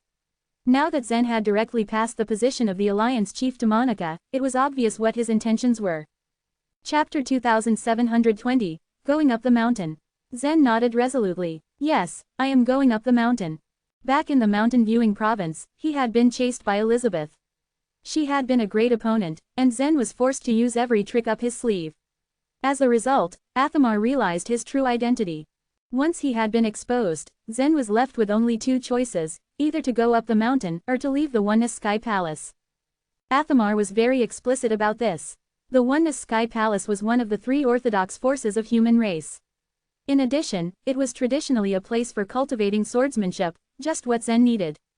More importantly, Zen learned from Athamar that the path the Oneness Sky Palace had taken did not conflict with him and the Nine Li race. Thus, Zen ultimately chose to go up the mountain. Upon hearing Zen's answer, the disciples of the Swordlight Palace fell into silence once more. They all knew what going up the mountain meant. However, they also were keenly aware of Zen's capabilities. He was more than qualified for this quest. Although these disciples were unwilling to let Zen leave, it would have seemed selfish if they tried to stop him. Belden regarded the silent crowd. "The Flag Master is a truly genius. You know, it's a waste of his talent to remain in the Dragon City. He's helped us enough. Now, he's been chosen to go up the mountain. This means the Oneness Sky Palace is able to spot genius. We must give him our blessing." "Belden is right," echoed Jago. "The Flag Master has already helped us a lot. If it weren't for the Flag Master, we wouldn't even be able to cross the sword wall. We should concentrate on our cultivation, so we can also go up the mountain in the future." The atmosphere gradually changed from regret to excitement and determination. Even though the disciples of the Swordlight Palace had only been in the Dragon City for a year, their mentality had changed a lot. Disciples like Belden and Elgin were absolute geniuses back in the Swordlight Palace. However, in the Dragon City, many other bright disciples had gathered. This humbled them greatly, reminding them that there was always someone in this world that was stronger than them. Even the playboys of the Swordlight Palace, including Jago, had completely concentrated on cultivation, inspired to keep up with those geniuses' pace. "If it weren't for you, Flag Master, I wouldn't even be able to enter the Swordlight Palace, let alone the Dragon City," Kenelm sadly said under his breath. When Zen went to the Excellence City, Kenelm had asked him if he could be his helper. Kenelm had never thought that such a person would bring him from the Gracious Province to the Seven-Star Province, and then further still, all the way to the Bloom Divine Province. Everything he experienced the past year was like a dream to him. Zen walked up to him, and patted him reassuringly on the shoulder. "But you've made it this far, haven't you? Maybe you can also go up the mountain one day." Zen smiled warmly. "I'm already very satisfied with what I've accomplished," replied Kenelm sincerely. "As for going up the mountain, I don't dare to dream too much." In actuality, the Dragon City was already a sacred place in his heart, and joining the Oneness Sky Palace was something he had hardly dared to hope for. It was indeed very difficult for Kenom to go up the mountain, because he was the most mediocre one among these people. Did you ever think about reaching the Dragon City before? Zen asked. Kenom shook his head. He had never imagined that he would have such an experience and come to the scared place in his heart. That's it. As long as you work hard, everything is possible, Zen encouraged him. Hearing his words, Kenom nodded resolutely. That night, all of them stopped cultivating to bid Zen farewell. Monica moved the flag of the Alliance chief in a slightly remote position. The disciples of the Sword Light Palace lit a bonfire before surrounding Zen, chattering amongst themselves excitedly. Monica, on the other hand, fell quiet. It was true she was still shocked that she was suddenly appointed the Alliance chief. As one of the 3 Grand Flag Masters outside the Dragon City, when Walter left, she did have a chance to take his place. However, she knew Walter wasn't that strong. She didn't know how long he would stay in the Dragon City. Her brows furrowed. More importantly, Zen could make the sword-reading liquid. Of course, Monica was keenly aware as to how Fergus had built his status from the ground up, by selling the sword-reading liquid. Thus, it was a very precious opportunity for her to sell the liquid for Zen, a talent who was capable of instant enlightenment. Monica knew this. She almost couldn't accept the fact that she had met such a good chance. Are you unhappy, Monica? Zen asked teasingly. How can I be unhappy when I've been promoted to Alliance chief? Monica replied with a forced smile. It just feels like, it happened too easily. It all feels like a dream. Dreams can come true, you know, Zen said with a kind smile. That's true. When I go up the mountain, please take care of these disciples, Zen pleaded, looking at the people chatter and laugh amongst themselves, sitting around the fire. Monica nodded. She knew the camaraderie formed between Zen and these disciples. After all, Zen had been helping these disciples ever since the Sword Wall. Monica knew she would take his place as leader and protector of these people. The night passed quickly. Though these people did not sleep at all that night, their spirits remained at an all-time high. After dawn, Zen set for the Dragon City alone. The disciples had offered to see him off, but Zen declined. Going up the mountain didn't mean that Zen would never see them again. He still had a lot of opportunities to come back in the future. As soon as he arrived in the Dragon City, he went to see Sellers. Sellers showed no signs of surprise when Zen declared that he was about to go up the mountain. According to tradition, Zen needed Sellers' recommendation. But considering that Athamar was the cause for this situation, Sellers thought he should report this to him in advance. However, when Zen showed him the golden sword card, he knew he didn't need to report this to Athamar. Come with me, please, said Sellers, gesturing for Zen to follow. Weaving through the streets till they exited the Dragon City, Sellers led Zen straight to the Oneness Mountain. The huge mountain loomed before them, like a giant beast slumbering. It had been here since time immemorial, its intimidating height daunting to anyone who considered climbing it. The two climbed along the mountain path at an extremely fast pace. After what seemed like ages, they looked back, only to see that the Dragon City was but a speck in the distance. However, trudging onward, it felt like they had only reached the foot of the mountain. A few hours later, they finally reached the middle of the mountain. Zen followed Sellers into a neat palace, and the latter instructed him to wait at the door before entering. When Sellers finally emerged, a middle-aged man in a white robe had joined him. This man was Kalam Gu. He was responsible for checking on all the disciples who tried to climb up the mountain. Sellers was only meant to give his recommendation. After taking a look at Zen's sword card, Kalam Gu nodded. It's indeed the sword card from the Oneness Governor. Then he pointed to the road snaking up the mountain. Starting from here, you have to go up the mountain by yourself. If you encounter any trouble along the way, it is up to you to handle it. At the top of the mountain, there will be someone waiting for you. It was a difficult climb. Although Sellers had recommended numerous people before, only 1 out of 10 ever made it. With your strength, I have no doubt you will reach the top of the mountain. Sellers smiled. Just be careful on the road. Thank you for everything, sir, Zen responded, bowing respectfully. Kalam Gu looked at Sellers in surprise. Sellers, why are you so confident in this man? He asked curiously. Having Athamar's sword card only meant that Athamar thought very highly of Zen. There had been many people trying to go up the mountain from ancient times, but who could guarantee that they would be able to make it?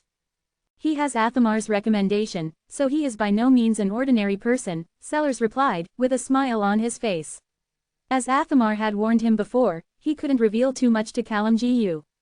Kalam Gu shook his head. I don't think so. Those Oneness governors have all recommended some people, But many of them even fell from the mountain. They were not as good as those you recommended in the past. As they discussed, they both watched Zen's receding figure in the distance as he trekked on the road that snaked towards the mountaintop.